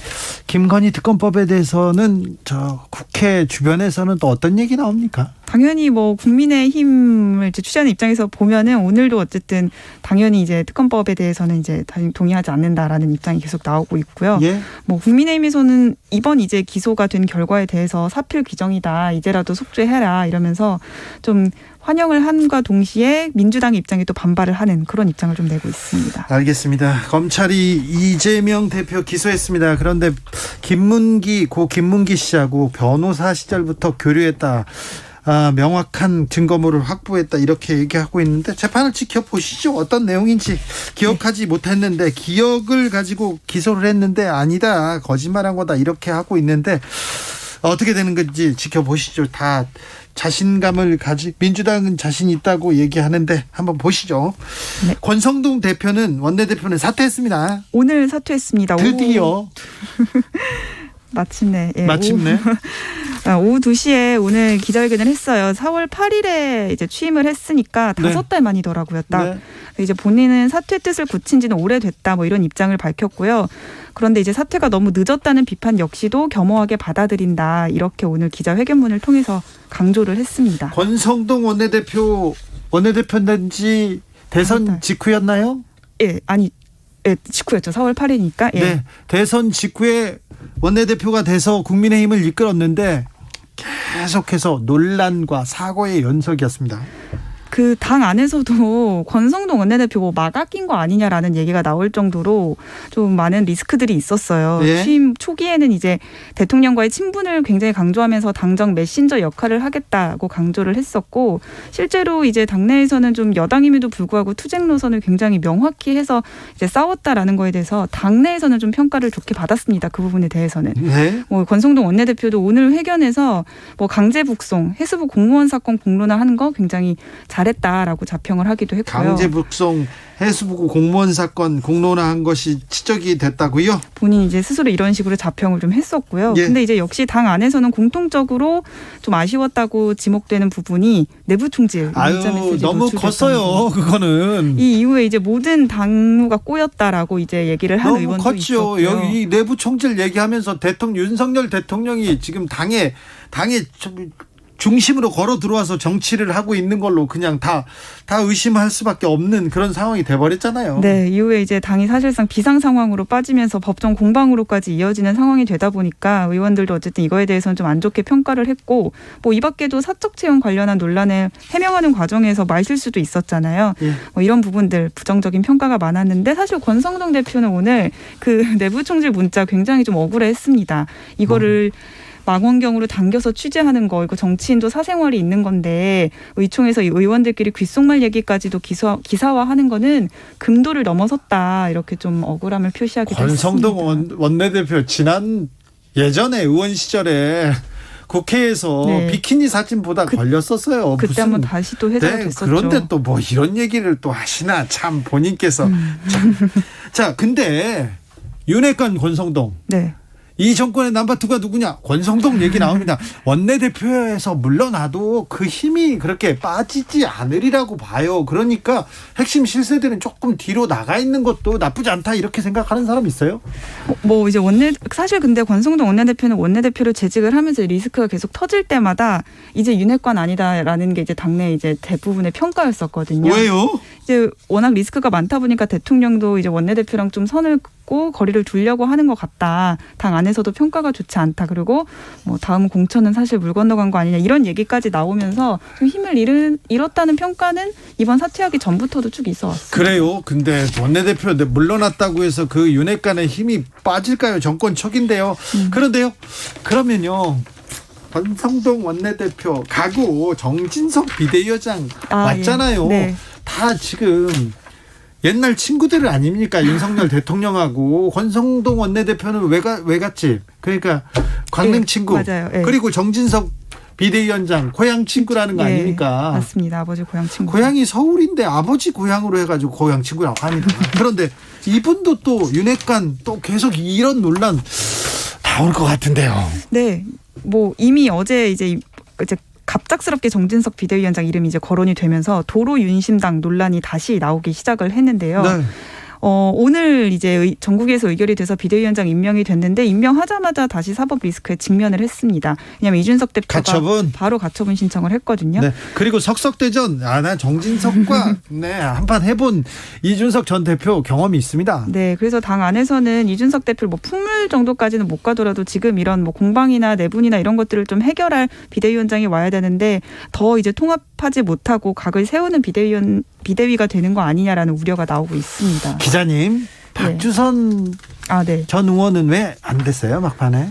뭐 저희도 취재를 해보고 박주선 의원은 워낙 이제 뭐 통화도 잘 안 되고 해서 직접 어떤 내막이 있는지까지는 못 들어봤지만 당원들의 반대가 굉장히 심했었다고 합니다. 아, 외부 사람이다? 네, 뭐 아무래도 출신 자체에 대한 거에 대한 좀 불신도 있는 것 같고, 호남이고 민주당 출신이고 뭐 이런 거에 대한 당원들의 의견이 굉장히 안 좋다 보니까 그리고 이제 본인도 좀 고사를 했다는 얘기가 있고요. 그러다 보니까 당내 인사로 이제 좀 눈을 돌릴 수밖에 없지 않았을까라는 생각이 그래서 듭니다. 돌고 돌아서 윤핵관으로 다시 갔는데 그렇습니다. 비대위원 잘 꾸려지고 있습니까? 일단 최재형 의원 고사했다는 얘기도 나오고 비대위원 인선 좀 어렵다 이런 얘기도 조금 계속 되는데요. 네, 기존 비대위원으로 일단은 갈 가능성이 좀 적어 보이는 생각은 듭니다. 왜냐하면 이제 그대로 가면 도로 주호영 비대위와는 이제 다른 점이 크게 없기 때문에 본인이 와서 이제 새로 꾸린다는 의지를 좀 보여주고 있고 인원도 기존 9명보다 많은 한 11명 정도 안쪽으로 좀 하려고 한다. 그리고 이제 추석 연휴 동안 해서 추석 연휴 직후에 이제 비대위원을 갖춰서 공식 출범하겠다라는 게 이제 오늘 정진석 비대위원장이 밝힌 계획이었고요. 네, 그렇게 해서 이제 비대위 인선을 진행하고 있는데 강조한 건 통합형 인선이었습니다. 방금 말씀하셨던 것처럼 최재형 의원이 워낙 이제 그런 이미지가 좀 강하고 또 이제 그 혁신위원 위원장으로 활동을 하고 있잖아요. 네. 그러다 보니까 혁신위원 안 한대잖아요, 비대위원 이분. 공개적으로 구애를 했는데 안 한다고 했어요. 최재형 의원은. 네. 뭐 아시다시피 이미 공개적으로 비대위에 반대 입장을 냈었고 법적으로 맞지 않는다는 얘기를 한 상황이기 때문에 본인도 비대위에 들어가는 거에 대해서 좀 부담을 갖고 있다고 합니다. 그러면 다음번에 원내대표는 또 주호영 전 비대위원장이 됩니까? 뭐 하마평에 오르는 거는 맞기는 한데 아무래도 바로 비대위원장에서 내려온 다음에 원내대표로 가는 거는 좀 모양새가 좀 안 좋지 그렇죠. 않을까. 도로 이렇게 다 끼리 나눠 먹는 그런 모양새가 될 수도 있기 때문에 그 말 바로 나오겠죠. 예. 그래서 이제 기자들의 관심사는 과연 그러니까 윤석열 대통령이 밀고 있는 원내대표 후보는 누구냐라는 거에 대한 이제 관심이 쏠리고 있는데 뭐 기자들 사이에서는 윤재옥 의원 이름이 좀 경찰 출신 윤재옥 있습니다. 그렇습니다. 네. 인수위에서도 활동을 했었고 해서 윤재옥 의원 이름이 많이 나오고 있고 일단 그리고 이전에도 원내대표 의지를 굉장히 강하게 많이 밝혔었던 뭐 조혜진 의원이라든가 박대출 의원 뭐 이런 중진 의원들도 이름이 많이 거론이 되고 있습니다. 윤 대통령과 초선 재선 의원들하고 이렇게 커뮤니케이션이 잘 됩니까? 뭐 요새 자주 만나고 있다는 얘기가 돌고 있고 뭐 한두 명 의원씩 이제 불러서 같이 술도 마시고 하면서 좀 당 안에서 목소리 좀 내달라 이런 얘기를 이런 주문을 윤 대통령이 좀 하고 있다는 얘기가 들려오고는 있습니다. 그렇습니까? 의원들 만나서 술을 한 잔씩 하신답니까? 그렇다고 합니다. 그래요? 요새 3, 4, 5 좀 모여서 처음에는 이제 지역별로 좀 모여서 그런 모임을 갖다가 요즘엔 초재선 의원들 한두 명씩이랑 술 마시면서 뭐 전당대회 얘기도 하고 뭐 이런 얘기 하는 걸로 알고 있습니다. 술을 안 마시면 얘기가 안 된답니까? 어쨌든 뭐 저녁 같이 밥 먹으면서 그런 얘기들을 많이 한다고 합니다. 그래요. 저녁 때 지금 의원들을 만나서 얘기를 하고 있군요. 그렇군요. 그렇습니다. 잘 들었어요? 네. 한겨레 오연서 기자였습니다. 감사합니다. 감사합니다. 교통정보 알아보고 갈게요. 김한나 씨. 네, 시각 교통정보입니다. 귀성 차량과 퇴근 차량들이 함께 몰리면서 전 시간대보다 정체가 더 길어졌는데요.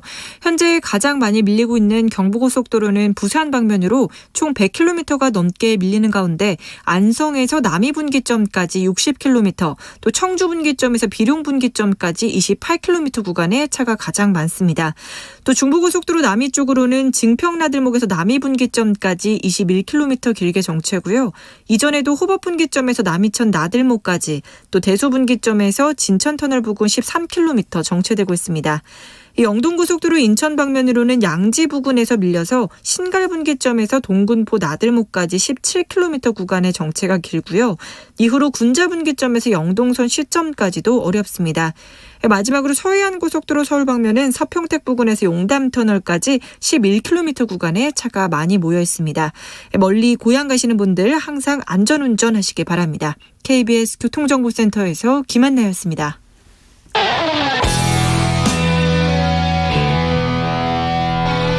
스치기만 해도 똑똑해진다. 드라이브 스루 시사 주진우 라이브.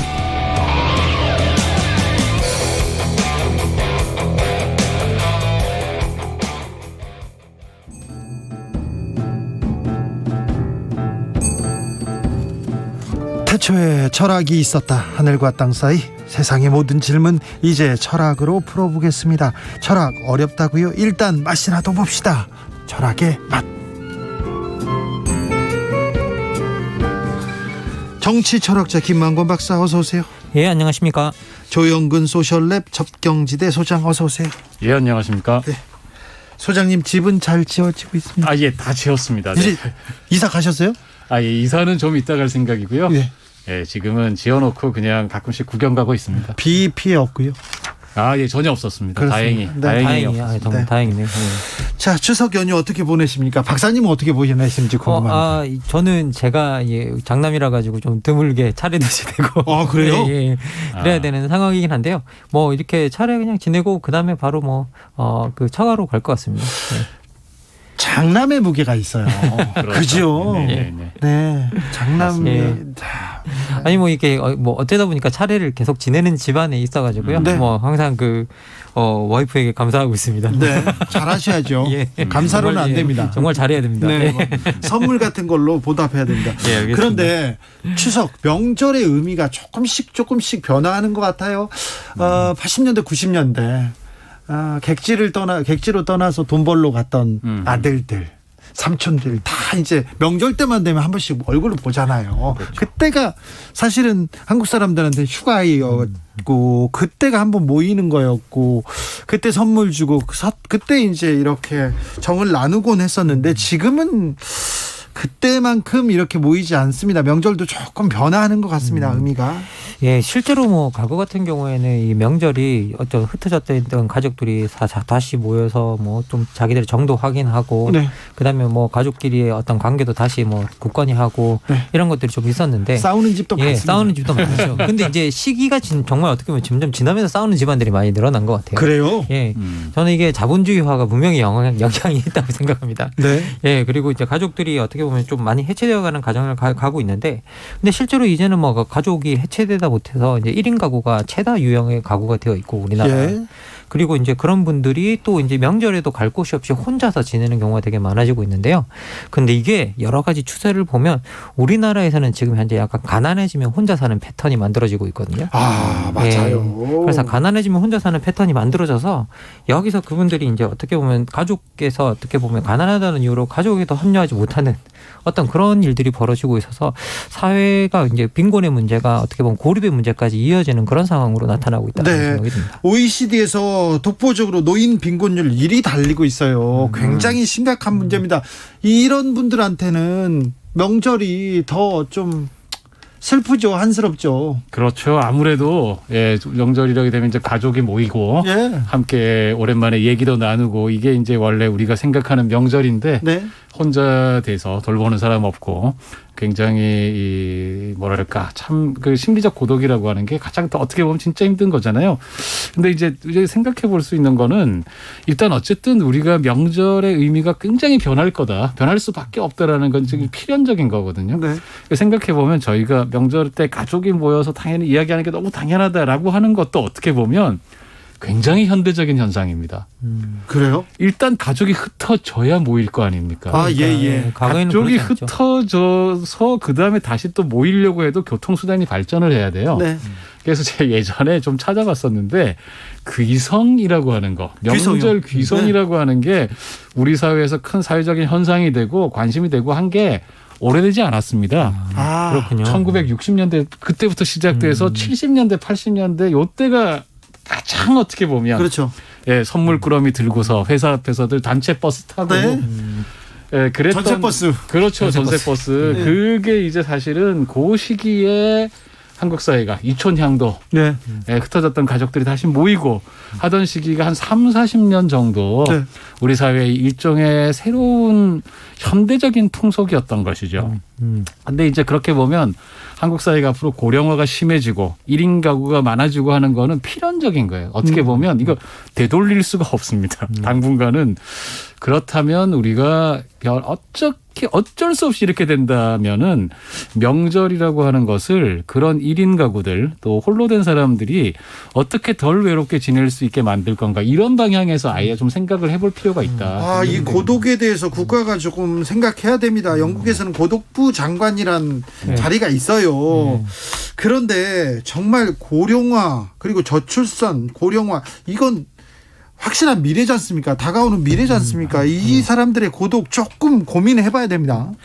실제로 우리나라 뭐 이제 자료를 좀 찾아보니까요. 2021년 고령자 통계를 보니까 우리나라 인구 중 65세 이상 고령자가 16.5%에 이르렀다고 하고 있고요. 그런데요. 50년 지나면 인구 절반이 된다지 않습니까? 세계 1위. 이거 세계 1위고 유일하게 생산 가능 인구보다 노령 인구가 많아지는 국가라고 합니다. 전 세계 노인 인구 1위가 한국이 된다는 거 아닙니까 지금? 그리고 이게 여러 가지 통계들이 실제로 나오고 있는데 아까 제가 얘기했는데 정부에서 대책 내놨습니다. 어떤 대책? 노인 연령을 높이는 거예요. 그래가지고 그걸 대책이라고 내놓으니 진짜 이거 확실한 대책인데요. 이제 70살 먹어도 노인 아니야 이렇게 하는 거예요. 창조적인 대책입니다. 아이고 정말. 아니 깜짝 놀라네요 진짜. 네. 근데 실제로 이렇게 들여다보니까 우리나라가 이게 영국 영국의 연구진이 렌시시라고 하는 이 의학제 발표한 그걸 보니까 저명한 유학입니다. 선진국 35개국 중에서 이제 기대 수명 그 변화를 분석한 결과인데요. 2030년에 대한민국이 최장수 국가가 되는 거로 나오고 있습니다. 지금 벌써 2등입니다. 그리고 지금 벌써 그런데 우리 출산율은 계속 꼴찌잖아요. 그러니까 반대쪽에서는 이제 우리가 기대 수명이 늘어나고 반대쪽에서는 출산율은 계속 떨어지니까 노인 인구가 자연스럽게 늘어날 수밖에 없고. 이게 대비해야 돼요. 그런데 지금 뭐 전혀 사실은 대비가 되어 있지 않고요. 그리고 이게 생산 가능 인구가 떨어지면 어떻게 보면 젊은 세대들이 어떻게 보면 노인 세대, 나이 든 세대를 부양해야 될 인구들이 계속 늘어나게 되거든요. 그렇죠.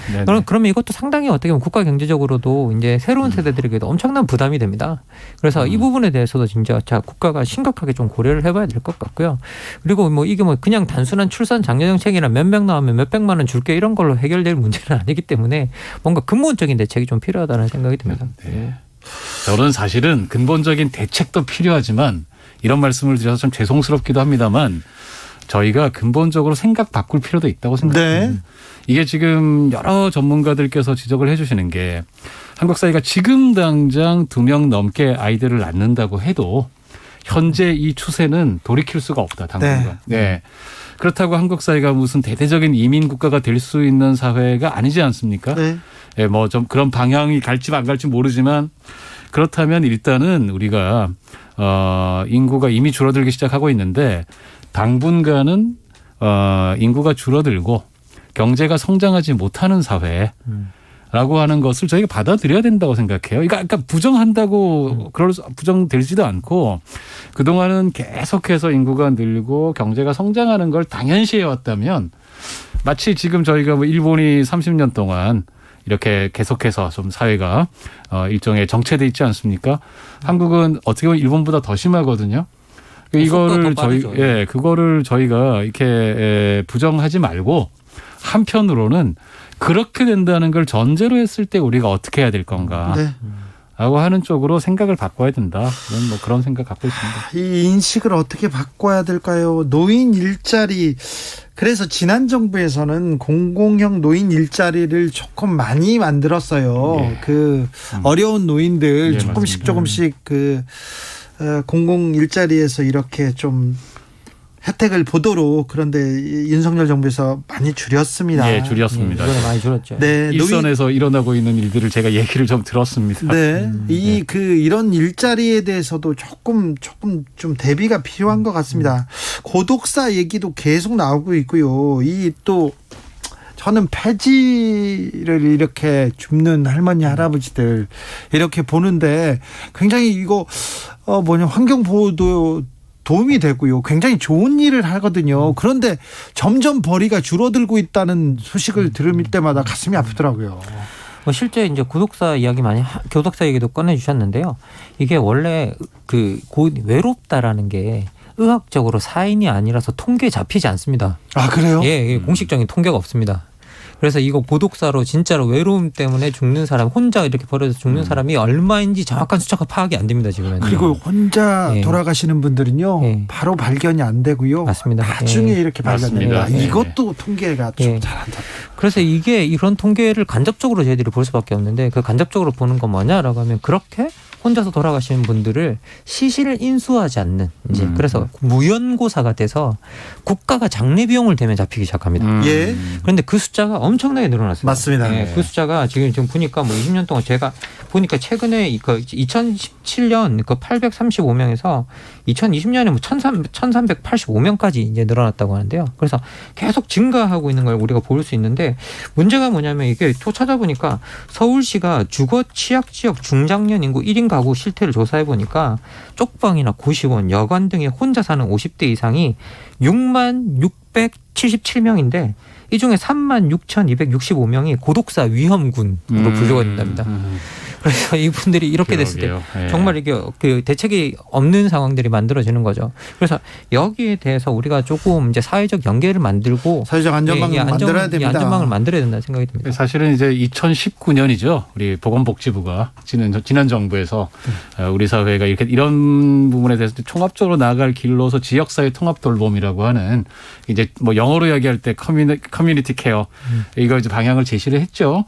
그래서 이제 의료기관이나 요양시설 이런 것이 아니고 자기가 사는 집에서 지역사회, 마을에서 주거가 이루어지고 의료가 이루어지고 돌봄이 이루어지고 또 가능한 한 최대한 독립생활을 할 수 있게끔 어떤 경제적인 활동을 할 수 있게끔 통합적으로 할 수 있는 시스템을 만들자 했는데 이게 사실은 이제 노인 문제만이 아니고 장애인도 마찬가지고 여러 사회적 약자들 입장에서 볼 때 이게 제일 좋습니다. 병원이나 요양시설에 있는 것보다 이렇게 하면서 지역 안에서 같이 교류하고 그래서 고독도 낮추고 그다음에 이게 사실 비용도 궁극적으로 적게 들거든요.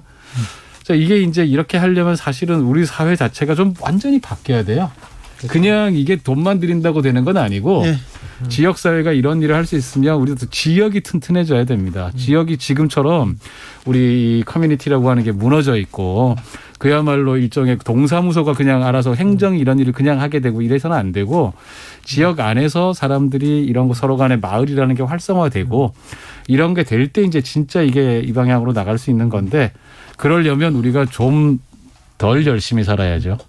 그렇죠. 뭐 지역에서 활동을 하고 지역민과 이웃과 어울리려고 한다면 사실 조금 여유가 있어야 그런 일들이 가능하기 때문에 주 52시간 이런 거 더 줄여야 노동시간 더 줄여야 되고 우리가 조금은 더 여유를 가진 삶, 이웃을 돌보는 삶 이런 식으로 사회의 패러다임 바뀌어야 되죠. 패러다임을 바꾼다. 이거 굉장히 어려운 문제인데 지난해 무연고 사망자가 3,500명이 넘습니다. 무연고 사망자인데 고독사는 이 범주보다 훨씬 더 많죠. 크죠. 그러면 하루에도 수십 명이 이런 최후를 맞는데요. 조혜숙님 막막합니다. 노령인구 최고 높고요. 출산율 가장 낮고요. 부담을 져야 할 젊은 세대 갈등도 사실 있고요. 대책이 필요한데 여기에 대한 고민은 좀 부족한 것 같습니다. 어떻게 풀어야 됩니까? 패러다임을 바꾸자. 생각을 바꾸자. 그리고요. 뭐 실질적인 여러 대책들이 필요할 것 같은데요. 그래서 뭐 저희들보다 이런 고령화 사회를 먼저 맞았던 사회들이 어떻게 대응했나에 대해서 저희들이 좀 살펴봐야 될 것 같고, 그리고 그런 프로그램들이 어떻게 잘 작동했는지, 그리고 이제 그런 프로그램들이 우리한테 도움이 되는지 등을 살펴봐야 될 것 같은데, 뭐 몇 가지 예를 들자면 뭐 호주 같은 경우에는 독거노인 입양제도 같은 게 있다고 합니다. 예, 그래서 실제로 이제 인터넷에서 이제 등록을 하면 그 지역의 노인들을 연결시켜주는 프로그램에 되게 가까운 것 같은데요. 그래서 이런 프로그램도 있고, 그리고 여러분 뭐 들어보셨겠지만 프랑스에서는 뭐 코르시카옹이라고 해서 대학생들과, 그러니까 주거가 필요한 대학생들과 그리고 주거 지역을 갖고 있는 노인들을 같이 연결시켜주는 그런 프로그램도 있다라고 이야기를 하고 있는데, 근데 좀 더 근본적으로 우리나라는 좀 상황이 다른 게, 저는 많은 노인들이 되게 빈곤에 시달리고 있는 상황이라 자식들한테 다 퍼주고 빈곤해진 사람도 많아요. 네, 그렇습니다. 그래서 지금 빈곤에 시달리고 있어서 이 빈곤 문제 때문에 그런 공간을 가지고 있지 않는 노인들도 상당히 많고, 그리고 더 나가서 이게 지금 들여다보면 좀 약간 이게 저도 숫자를 볼 때마다 깜짝깜짝 놀라는데, 지금도 고령자 가구 3가구 중 1가구는 고령자 혼자 살고 있답니다. 그런데 이게 2037년이 되면 이 고령자 1인 가구 수가 현재 2배이 된다고 그러거든요. 그럼 3가구 중 2가구가 이렇게 살게 된다고 이야기를 하고 있는데, 근데 전체적으로 우리 패턴을 계속 들여다보면 우리가 소득이 낮아지면 낮아질수록 혼자 사는 확률이 계속 높아지고 있거든요. 예. 그래서 이 부분에 대해서 우리가 어떻게 대처할 것인가, 그리고 소득이 낮은 사람들을 어떻게 주거를 서로 연계하고 그 사람들에게 소득을 증가시키고 이런 것까지 다 종합적인 대책이 따라와야 된다라는 생각이 듭니다. 일단 이번 추석 때 자식들한테 유산을 주는 거에 대해서는 다시 한번 고민해 주시기 바랍니다. 네. 제가 최근에 뉴스도 나와서 좀 가슴 아픈 사연이 있어서요. 이렇게 마이클 영의 능력주의의 부상이라는 책에 정말 명구절이 나옵니다. 네. 자식에게 유산을 물려주는 부모는 불멸한다라는 구절이 나오거든요. 그렇습니다. 예, 그래서 이제 많은 부모들이 자식들한테 어떻게 보면 신경을 쓰고 하시는데, 근데 지금은 사실 생각을 해보면 이제 너무 우리 기대 수명도 늘어나고 있고요. 그런데 계속 자식들도 자본이 있고 자산이 어느 정도 있어야 뭘 출발하기 때문에 부모 재산을 빨리빨리 갖다서 또 받고 싶어하는 성향들이 맞물리고 있어서 이 두 개가 서로 반대 방향을 가고 있거든요. 그래서 이 부분에 대해서도 정부가 어느 정도 또 대책은 또 필요하다는 생각이 듭니다. 클라라님이 시스템도 중요하지만 그만큼 대화도 좀 중요한 것 같습니다. 갈수록 세대 차이 느끼는데 이 나이 차, 명심보감에 이런 구절 나옵니다. 노인도 처음부터 노인은 아니었네. 그대는 오늘 노인을 보고 웃지 마시오. 내일 아침이면 그대도 노인이 될 테니까. 이거 노인만의 문제가 아닙니다. 그렇죠. 우리 문제예요. 젊은 사람들, 어린 사람들도 다 같이 져야 될 문제 아닙니까? 맞습니다. 우리가 한국 사회에서 이제 복지 문제 어떻게 할 거냐 이런 얘기 많이 할 텐데 사실 이제 아주 디테일한 문제들이 있죠. 왜 없겠습니까? 여러 가지 문제들이 있을 텐데 저는 사실은 우리 사회가 큰 틀에서 방향을 합의하는 게 제일 중요하다고 생각해요. 그게 무슨 말이냐면 한국 사회가 그러니까 정부 예산에서 복지 예산이 차지하는 비중이 대략 계산 방식에 따라 조금 다르긴 한데 대략 10% 초반 됩니다. 11, 2%거든요. 이게 어느 정도 수준이냐면 OECD 국가들 평균 수준의 절반 정도입니다. 네. 네, 절반 정도. 이거 보고도 어떤 사람들은 이야기를 합니다.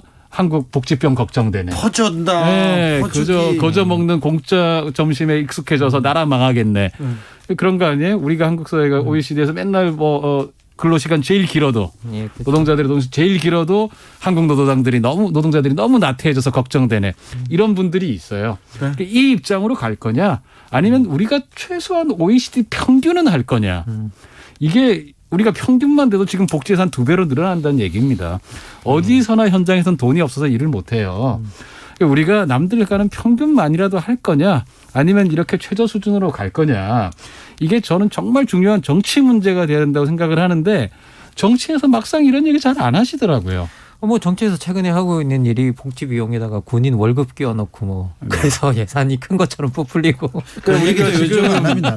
지금 이게 노인 문제, 고령화 문제는 이 문제를 우리가 중심 과제로 놓고 얘기 안 하고서는 답이 안 나옵니다. 그렇죠. 우리가 OECD 평균은 가는 나라가 될 거냐? 아니면 지금처럼 OECD 최저 수준으로 갈 거냐. 이 문제를 가지고 정치권에서 토론해야 돼요. 그럼요. 근데 정말 나쁜 지표들은 우리나라 이게 꼴찌 가면 나쁜 지표들은 정말 우리나라 다 꼴찌입니다. 진짜 거의 다.